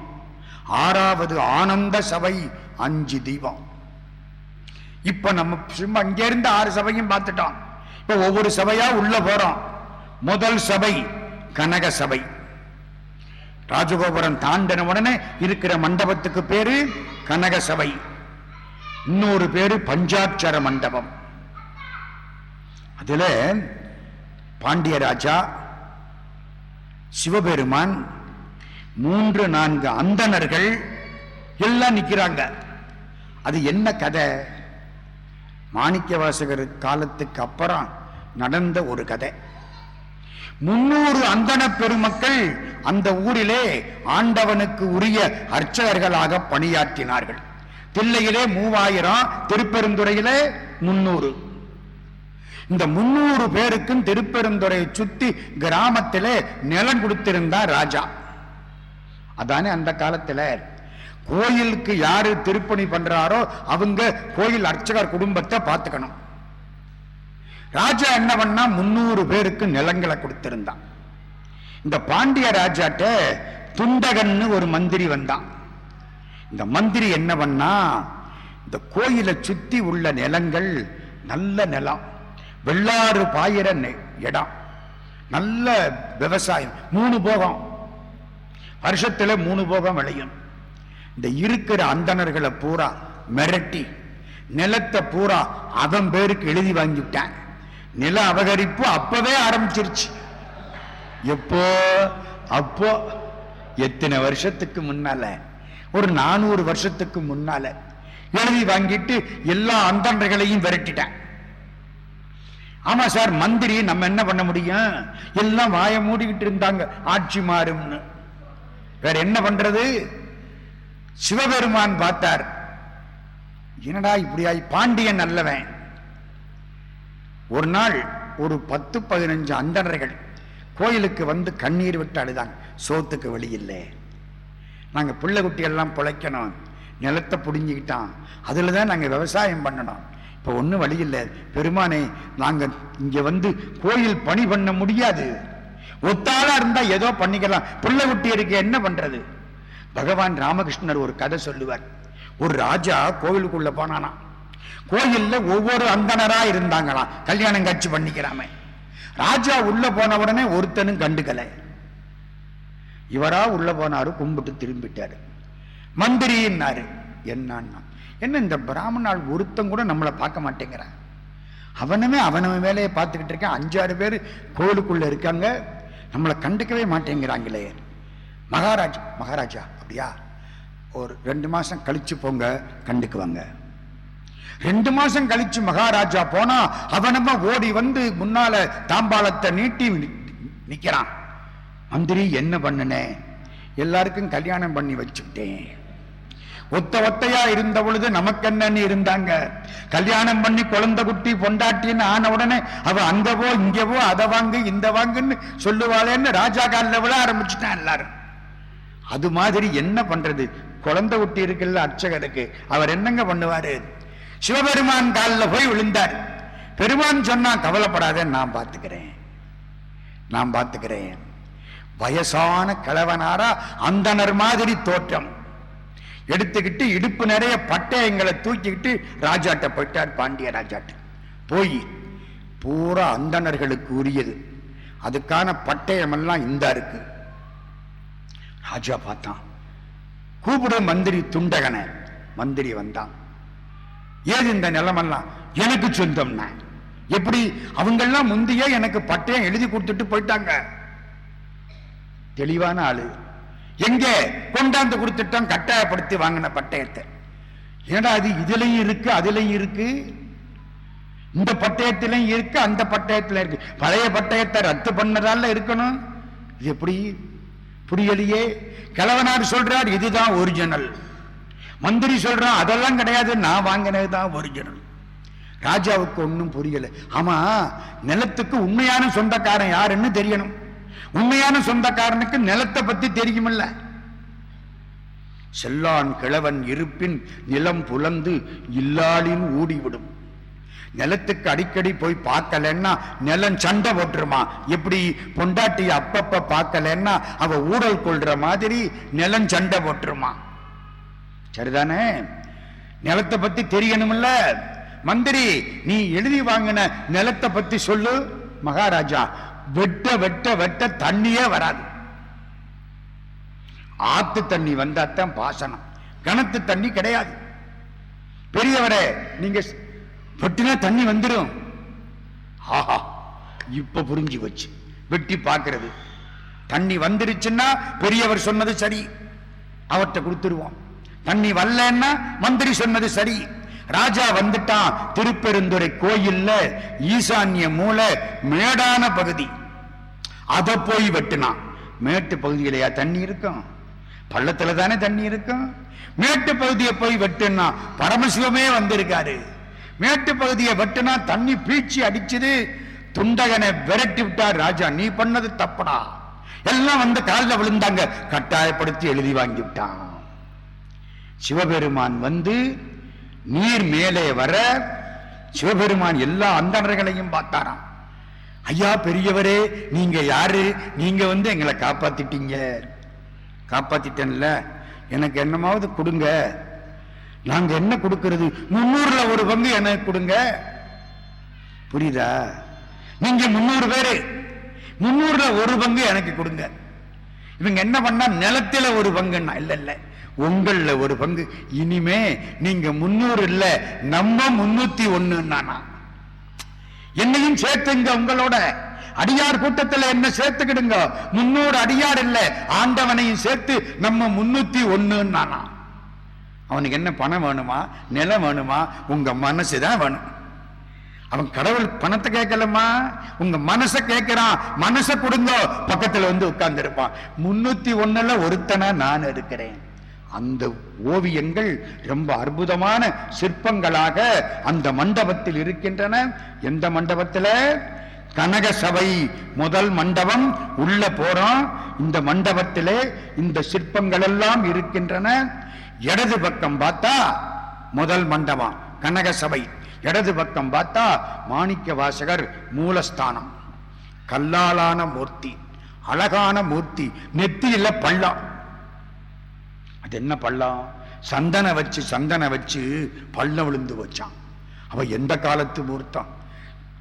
கைலாசத்திலிருந்து கொண்டாததுன்னு சொல்றாங்க. கிழக்கு நோக்கிய மூர்த்தம் மாணிக்க வாசகர். நவகிரகம் கிடையாது. ஒரு தூணுல 9 நவகிரகம் அடிச்சு வச்சிருக்காங்க. 27 நட்சத்திரம் கல்லுல செதுக்கி வச்சிருக்காங்க. திருவாவடுதுறை ஆதீன குருமூர்த்திகள் எதிர்த்தாப்புல கும்பிட்டு அப்படி நிக்கிறாங்க. இது மாணிக்க வாசகருடைய மூலஸ்தானம். முதல் மண்டபம் கனக சபை. கும்பிட்டோம். அதுக்குள்ள போறோம். 2வது சபை நிறுத்த மண்டபம், நடன சபை. அங்கே ஒரு குறவன் குரத்தி. ஆகா, இந்த குரத்தியினுடைய அழகம், இந்த குறவனுடைய அழகம், அவங்க நெகமும், கை நகம், கால் நகம் எல்லாம் வித்தியாசம் தெரியுது. நெகம் மேல ஒரு மாதிரி இருக்கும், கட் பண்ணாம இருந்தா முன்னால ஒரு மாதிரி இருக்கும்ல, அவ்வளவுதான் அங்க தெரியுது. என்ன சிற்ப வேலைப்பாடு! வேடன் வேடு வச்சு கிராதார்ஜுனேயம். சிவபெருமான் வேடனா வந்த பொழுது அம்பாள் பின்னாலே வேடு வச்சியா வந்து பாசுபதம் கொடுத்தாள்ல அர்ஜுனனுக்கு. அந்த காட்சி. குபேரனுடைய சங்கநிதி பதுமநிதி. வியாக்கிரபாதர், பதஞ்சலியார், ஜனகர், யாக்ஞவல்கியர் எல்லாரும் கும்பிடுறாங்க. நடன சிற்பங்கள். இது 2வது மண்டபம் நிறுத்த மண்டபம், நடன மண்டபம். அதுவும் கும்பிட்டு இன்னும் உள்ள போறோம். 3வது மண்டபம் தேவசபை. 6வது மண்டபம் போனா ஆண்டவனை பார்த்தலாம். 3வது மண்டபம் தேவசபை. உள்ள போறோம். சுந்தரபாண்டியன் மண்டபம், சுந்தரபாண்டியன் கட்டின மண்டபம். இடது பக்கம் மாணிக்க வாசகர் உற்சவமூர்த்தி. அவரை கும்பிட்டுத்தான் சிவனை கும்பிடணும். முதல் மரியாதை யாருக்கு? மாணிக்க வாசகருக்கு. அழகான உற்சவமூர்த்தி, தேர்ல வர்றவர். மாணிக்க வாசகர் உற்சவமூர்த்தியை கும்பிடுறோம். அதுக்கப்புறம் உள்ள போகணும். அந்த மண்டபம் ரொம்ப முக்கியம். மாணிக்க வாசகரை கும்பிட்டு அப்படி பிரகாரம் போனா அம்பாள் சந்நிதி, தெற்கு நோக்கிய சந்நிதி. ஜன்னல் வழியாத்தான் பார்க்கலாம். உள்ள 2 திருவடி மட்டும் தெரியும், உருவமெல்லாம் கிடையாது. யோகாம்பிகை யோகத்தில் இருக்கவனுக்கு புருவ மத்திய ஸ்தானத்தில் 2 திருவடி தெரியும். ஒன்னு சிகப்பா இருக்கும், ஒன்னு பச்சையா இருக்கும். வள்ளற்பெருமான் சொல்றார் 2 ஜவ்வு தெரியும், ஒன்னு பச்சை ஒன்னு சிவப்பு. பச்சையா இருக்குது மீனாட்சி, சிவப்பா இருக்குது சொக்கலிங்கம்ங்கிறார். இங்கே தெரிகிற காட்சி புருவ மத்திய ஸ்தானம், 2 திருவடி தெரியும். ஜன்னல் வழியாக பார்க்கலாம். அதுக்கு பக்கத்துல பார்த்தா கல்லுனால குருந்த மரம், குருந்த மரத்துக்கு கீழே உபதேச காட்சி. குருந்த மரத்தடியிலே தான் மாணிக்க வாசக பெருமானுக்கு நடராஜமூர்த்தி உபதேசம் பண்ணினது. அந்த திருத்தலம் ஆணி திருமஞ்சனம், மார்கழி திருவாதிரை ரொம்ப முக்கியம். ஒன்னு சொல்லிடுறேன், தேவகோட்டை எங்க சொந்த ஊர். அங்கே சட்டிச்சாமின்னு ஒரு சித்தர் ஒரு சட்டிய தலையில கவுத்துக்கிட்டு படுத்து கிடப்பார். அதனால அவருக்கு சட்டிச்சாமின்னு பேரு வச்சாங்க. அவர் எப்ப தூங்குவார்னு யாருக்கும் தெரியாது.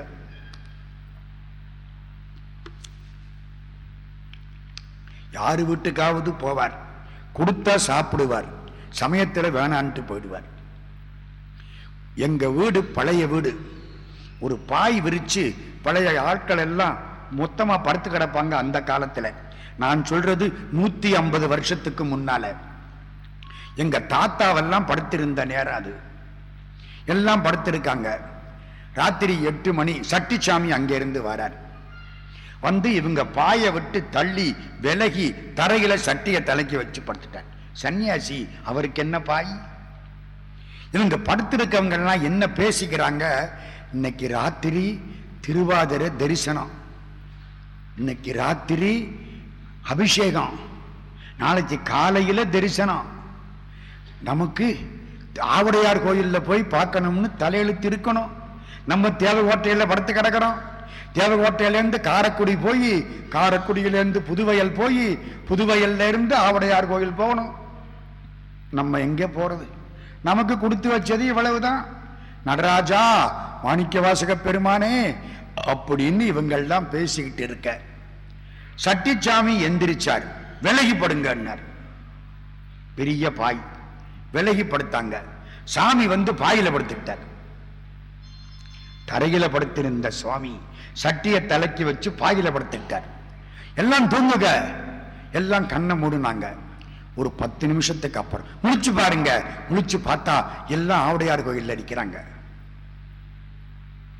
எங்க தாத்தா அதுல ஒருத்தர், எங்க அப்பாவுக்கு அப்பா, எல்லாம் ஆவுடையார் கோயில் நிக்கிறாங்க. அபிஷேகம் ஆகுது, அர்ச்சனை ஆகுது, சந்தோஷம் தாங்கல. சட்டிச்சாமியை காணோம்.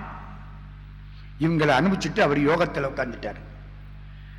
எல்லாம் முடிஞ்சது. திரும்ப வந்தாங்க. அந்த பாய் விரிச்சு கிடக்கு. சொன்னாப்புல படுனார். படுத்தாங்க. கண்ணை மூடு முழிச்சாங்க. தேவகோட்டைக்கு வந்தாச்சு. என்ன தரிசனம் பார்த்தாச்சா? ஓடி போயிட்டாரு.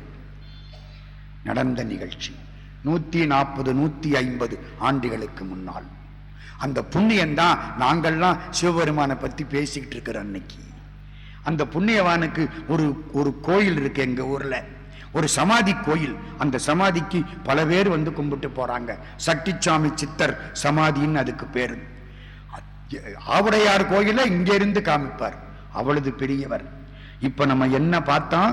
குருந்த மரம் பார்த்தோம், ஆணி திருமஞ்சனம், மார்கழி திருவாதிரை. அதில் ஒரு விஷயம் தெரியுமா?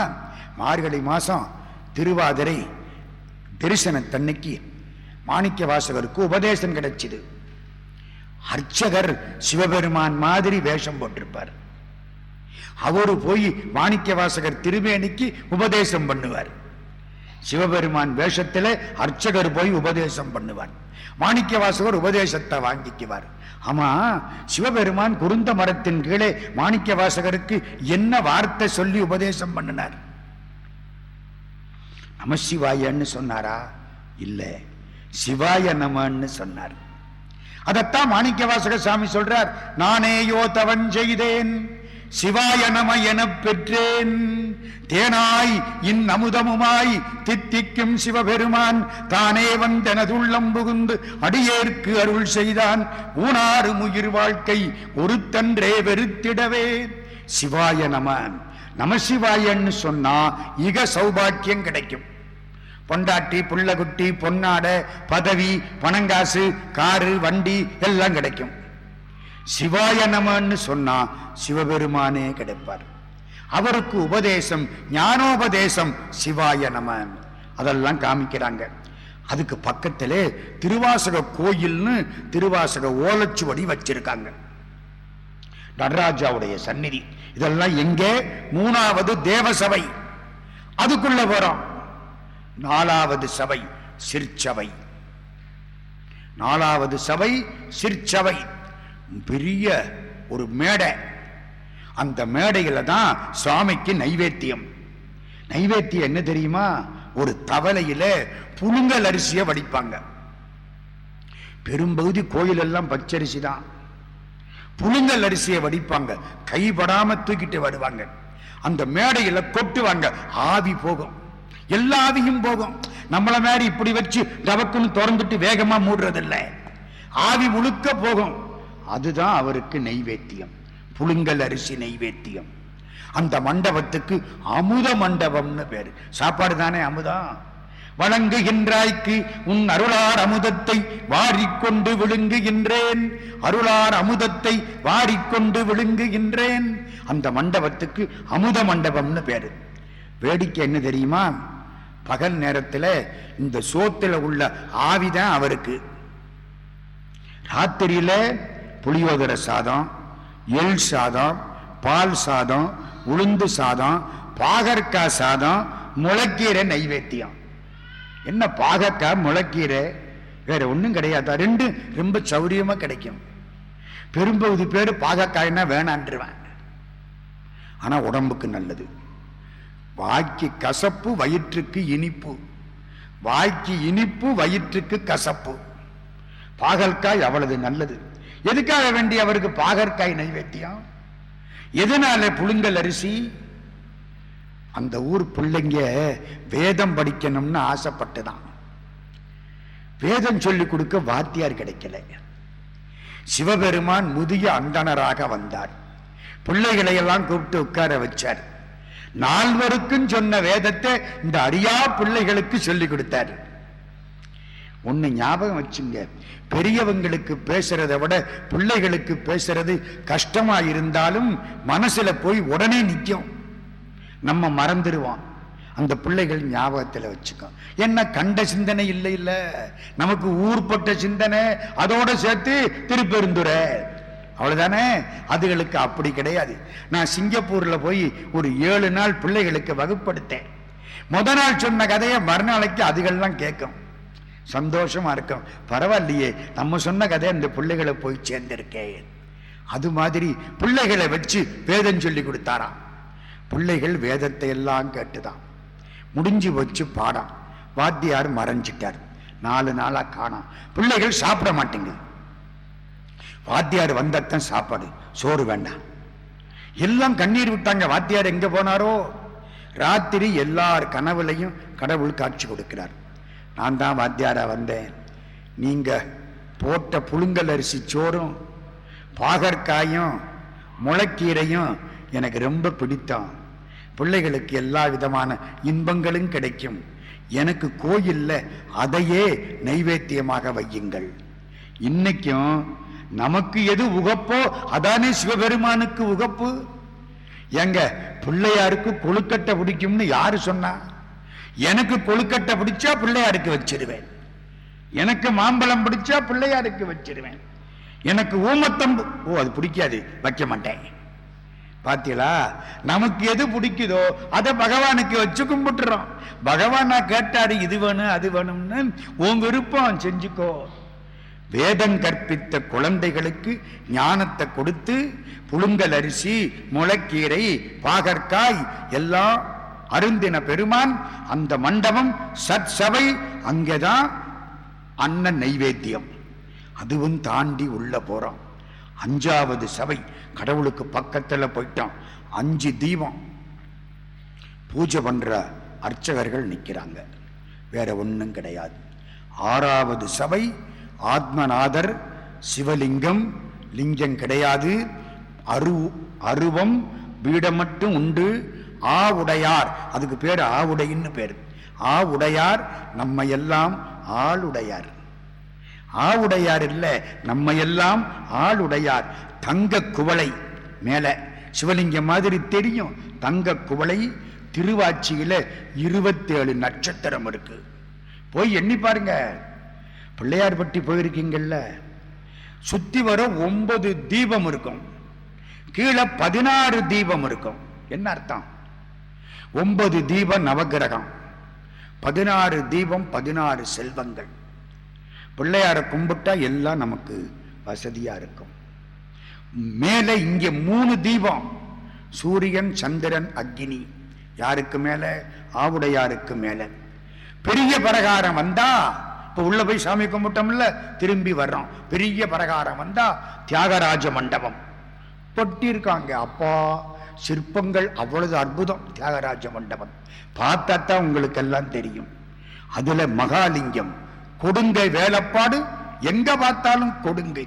நம்ம வீட்டுல மரத்துக்கு உள்ள இரும்பு கம்பியை விட்டுருப்போம், அதை பூரா கல்லுல செஞ்சிருக்கான். அந்த ஊர்ல கல் சங்கிலி தொங்குது. தட்சிணாமூர்த்திக்கு சந்நிதி கிடையாது, நந்தியம்பெருமான் கிடையாது. சீரார் பெரும்பெருனம் தேவனடி போற்றி, ஆறாத இன்பம் அருளுமலை போற்றி. ஆறாத இன்பம் தரக்கூடியவன் பெருமான். ஒன்னே ஒன்னு சொல்லிட்டு முடிக்கணும். கல்கத்தாவிலே ஒரு மாணவன், அந்த மாணவன் வங்காளி படித்தவன், தமிழ் தெரியாது. கல்கத்தாவிலே நாட்டுக்கோட்டை நகரத்தார்கள் ஒரு சிவன் கோயில் அந்த காலத்தில் கட்டினார்கள். 400-500 வருஷத்துக்கு முன்னால, ரங்கூன் தொடர்புனால. அந்த காலம் கல்கத்தா போய்த்தான் பர்மாவில் வியாபாரம் பண்ண போறது. அந்த சிவன் கோயிலில் அந்த பெருமக்கள் தங்கள் வீட்டிலே உள்ள எல்லாரையும் அழைத்து கொண்டு போய் மார்கழி மாசம் 30 நாளும் திருப்பள்ளி எழுச்சி பாடுவார்கள், திருவம்பாவை பாடுவார்கள். திருப்பள்ளி எழுச்சி திருப்பெருந்துறையில், திருவம்பாவை திருவண்ணாமலையில் பாடிக்கிட்டே போறாங்க. இந்த வங்காளி பையன் பின்னாலே போறான். போற்றி என் வாழ் முதல்லாகிய பொருளே, அந்த பாட்டு. இன்னொரு பாட்டு சொல்றேன், சொன்னதே சொல்ல வேண்டாம். இன்னிசை வீணையர் யாழினர் ஒருவால், இருக்கொடு தோத்திரம் எம்பினர் ஒருவால், துண்ணிய புனைமலர் கையினர் ஒருவால், தொழுகையர் அடுகையர் துவள்கையர் ஒருவால், சென்னியில் அஞ்சலி கூப்பினர் ஒருவால், திருப்பெருந்துறை உரை சிவபெருமானே என்னையும் ஆண்டு கொண்டின்னர் உள்புரியும் எம்பெருமான் பள்ளி எழுந்தருளாயே. திருப்பெருந்துறை உரை சிவபெருமானே, திருப்பெருந்துறை உரை சிவபெருமானே. எல்லா பாட்டிலையும் இந்த வார்த்தை வரும். இந்த வங்காளத்து பையனுக்கு இந்த வார்த்தை பாடமாய் போச்சு, தமிழ் தெரியாது. இந்த வார்த்தை எல்லா பாட்டிலையும் வருதா? திருப்பெருந்துறை உரை சிவபெருமானே, திருப்பெருந்துறை உரை சிவபெருமானே. 30 நாளும் கேட்டுட்டான், நல்ல பாடம் ஆயிடுச்சு. 31 தை மாசம் 1 தேதிக்கு தை மாசம் 2ஆம் தேதி வந்து நிக்கிறான். What is this? இது எங்கே இருக்குது? இந்த பாட்டு எங்கே இருக்கு? திருவாசகத்தில் இருக்கு. திருவாசகமா? அது என்ன லாங்குவேஜ்? தமிழ். அப்படியா, நான் தமிழ் படிக்கணும்னா. வங்காளி பையன் தமிழ் படிச்சான், ஆனாவண்ணா படிச்சான். 20 வயசுல ஆனாவண்ணா படிச்சான். அதுக்கப்புறம் எல்லாத்தையும் தெரிஞ்சுக்கிட்டு கடைசியிலே திருவாசகம் படிச்சான். தன் பேரை மாத்தி விட்டான், நன்னெறி முருகன். திருவாசகத்துக்கு ஒரு பதிப்பு போட்டிருக்கார் அவர், நன்னெறி முருகன். எவ்வளவு ஈடுபாடு இருக்கணும் திருவாசகத்தில். திருவாசகத்துக்கு உருகாதவர்கள் ஒரு வாசகத்துக்கும் உருக மாட்டார்கள். திருப்பெருந்துறை கோயில் திருவாசக வடிவமாயிருப்பது. அந்த கோயிலுக்குள்ளே திருவாசகம் நிறைய எழுதி போட்டிருக்காங்க, போய் படிக்கணும். பண்டிதமணி கதிரேச செட்டியார் கடைசி வரைக்கும் கையில திருவாசகம் வச்சிருந்தார். சும்மா இருக்க மாட்டார், திருவாசகம் படிச்சுக்கிட்டே இருப்பார். இறந்து போற பொழுது எல்லாரும் போய் பார்க்கறாங்க, திருவாசகம் மட்டும் இருக்கு. ஒருத்தர் சொன்னார், எதை வச்சிருக்காங்களோ அதையும் போட்டு கொளுத்திடணும்னார். நம்ம பழக்கம், சிகரெட் குடிச்சான்னா ஒரு சிகரெட்டையும் போட்டு கொளுத்துறது, அப்படி ஒரு பழக்கம் உண்டு. சில பேர் இந்த மப்ளர் போட்டிருப்பான் கழுத்துக்கு, செத்து போனா அதையும் போட்டு கொளுத்துறது, கண்ணாடி போட்டிருந்தா கண்ணாடியை போட்டு கொளுத்துறது, இப்படி பழக்கம். திருவாசகம் வச்சிருக்கார் கொளுத்துன்னா. வாசுப மாணிக்கனார் எந்திரிச்சார், அட பாவிகளா, திருவாசகம் படிக்க வேண்டியதுரா, அதை எடுத்து வழிபாட்டறையில வச்சு அவர் ஞாபகமா கும்பிடுங்க. இன்னைக்கும் கும்பிடுறாங்க. தேவகோட்டையில் ஒரு செட்டியார் 658 திருவாசகத்தையும் தங்க ஏட்டில் எழுதி பூஜையில வச்சிருக்கார்.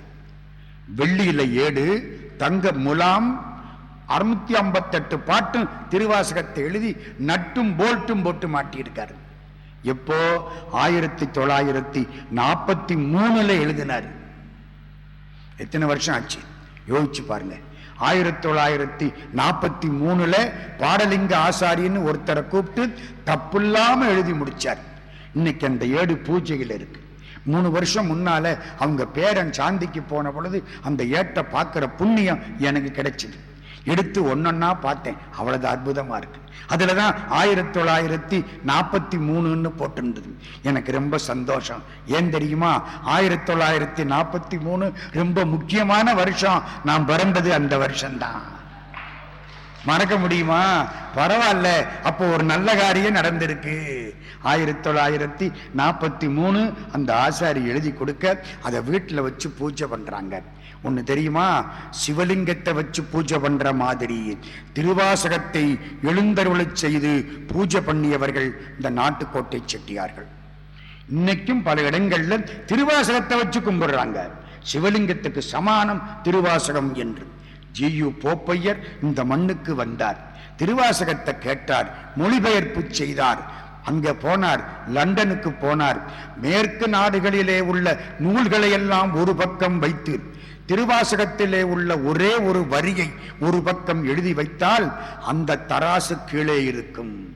எந்த தராசு? திருவாசகத்திலே ஒரு வரி எழுதிய தராசு. அந்த வரி என்ன? இமைப்பொழுதும் என் நெஞ்சில் நீங்காதான் தாழ்வாழ்க. கடவுள் என் மனசை விட்டுட்டு இமைக்கிற பொழுது கூட போகலன்னு யாரையா சொன்னா? இது வரைக்கும் இமைக்கிற நேரம் கூட கடவுள் என்னை விட்டு போகல. அந்த நூல் திருவாசகம். எல்லாருக்கும் கிடைக்காத வாய்ப்பு மாணிக்க வாசகருக்கு கிடைச்சது. என்ன? கற்கோயிலும் கட்டினார், சொற்கோயிலும் கட்டினார். சொற்கோயில் திருவாசகம், கற்கோயில் திருப்பெருந்துறை. கற்கோயில ஓரளவுக்கு பார்த்தோம், சொற்கோயில வீட்டில் போய் படிக்கணும். திருவாசகம் படியுங்கள், எல்லா செல்வங்களும் சேரும். 21வது தலைப்பு, கோயில் மூத்த திருப்பதிகம் படித்தால் நல்ல குழந்தைகள் பிறக்கும். 17வது தலைப்பு, அன்னை 10 படித்தால் நல்ல திருமணம் நடக்கும். முதல் தலைப்பு, சிவபுராணம் படித்தால் நிம்மதியாக இறைவன் திருவடியை கவலைப்படாமல் அடையலாம். இதெல்லாம் விளையாட்டில்லை. காலமுண்டாகவே காதல் செய்து உய்மின் கருதறிய ஞாலமுண்டானோடு நான்முகன் வானவர் நன்னறிய ஆலமுண்டான் எங்கள் பாண்டிப்பிரான் தன் அடியவர்க்கு மூல பண்டாரம் வழங்குகின்றான் வந்து முந்துமினே என்று அழைக்கிறார். அதை உங்களுக்கு நினைவூட்டி நாளைக்கு ஸ்ரீரங்கத்துக்கு போறோம். முழுக்க வைணவம். ஸ்ரீரங்கத்து பெருமாள் சைவ பெருமக்களுக்கு எப்படி சிதம்பரம் கோயிலோ, வைணவ பெருமக்களுக்கு ஸ்ரீரங்கம் கோயில். ஆழ்வார்கள் அமுதமாய் பாடின இடம் ஸ்ரீரங்கம். நாளைக்கு திருவரங்கத்துக்கு நாம் செல்ல இருக்கிறோம். இந்த 4 நாள் சிவபெருமான் பின்னால் சென்றோம். சிவனுடைய சக்திக்கு பெருமாள்னு பேரு. அடுத்த நாள் நாளை ஸ்ரீரங்கத்துக்கு செல்லுகிறோம் என்பதை சொல்லி இருந்து கேட்ட பெருமக்களுக்கு நன்றி சொல்லி, இவ்வளவு கூட்டம் வந்து ஏற்பாடு செய்ய அமர்வதற்கு வசதியாக இந்த மண்டபத்தை தந்தருளிய ஆலயத்தின் அறங்காவலர் கருமுத்து கண்ணன் ஐயா அவர்களுக்கும், நம்முடைய இணை ஆணையர் அன்புக்குரிய ஜெயராமன் ஐயா அவர்களுக்கும், வந்து கேட்ட எல்லோருக்கும் நன்றியை தெரிவித்து, என்னையும் ஒருவனாக்கி இரும் கடல் சென்னையில் வைத்த சேவக போற்றி என்று திருவாசகத்தை நினைவு செய்து, நெஞ்சத்தே நின்று நிறைவு தரும் மீனாட்சி கஞ்சமலர் சேவடிக்கு கைகூப்பி தண்டனிட்டு அனைவரையும் வணங்கி அமைகிறோம். நன்றி, வணக்கம்.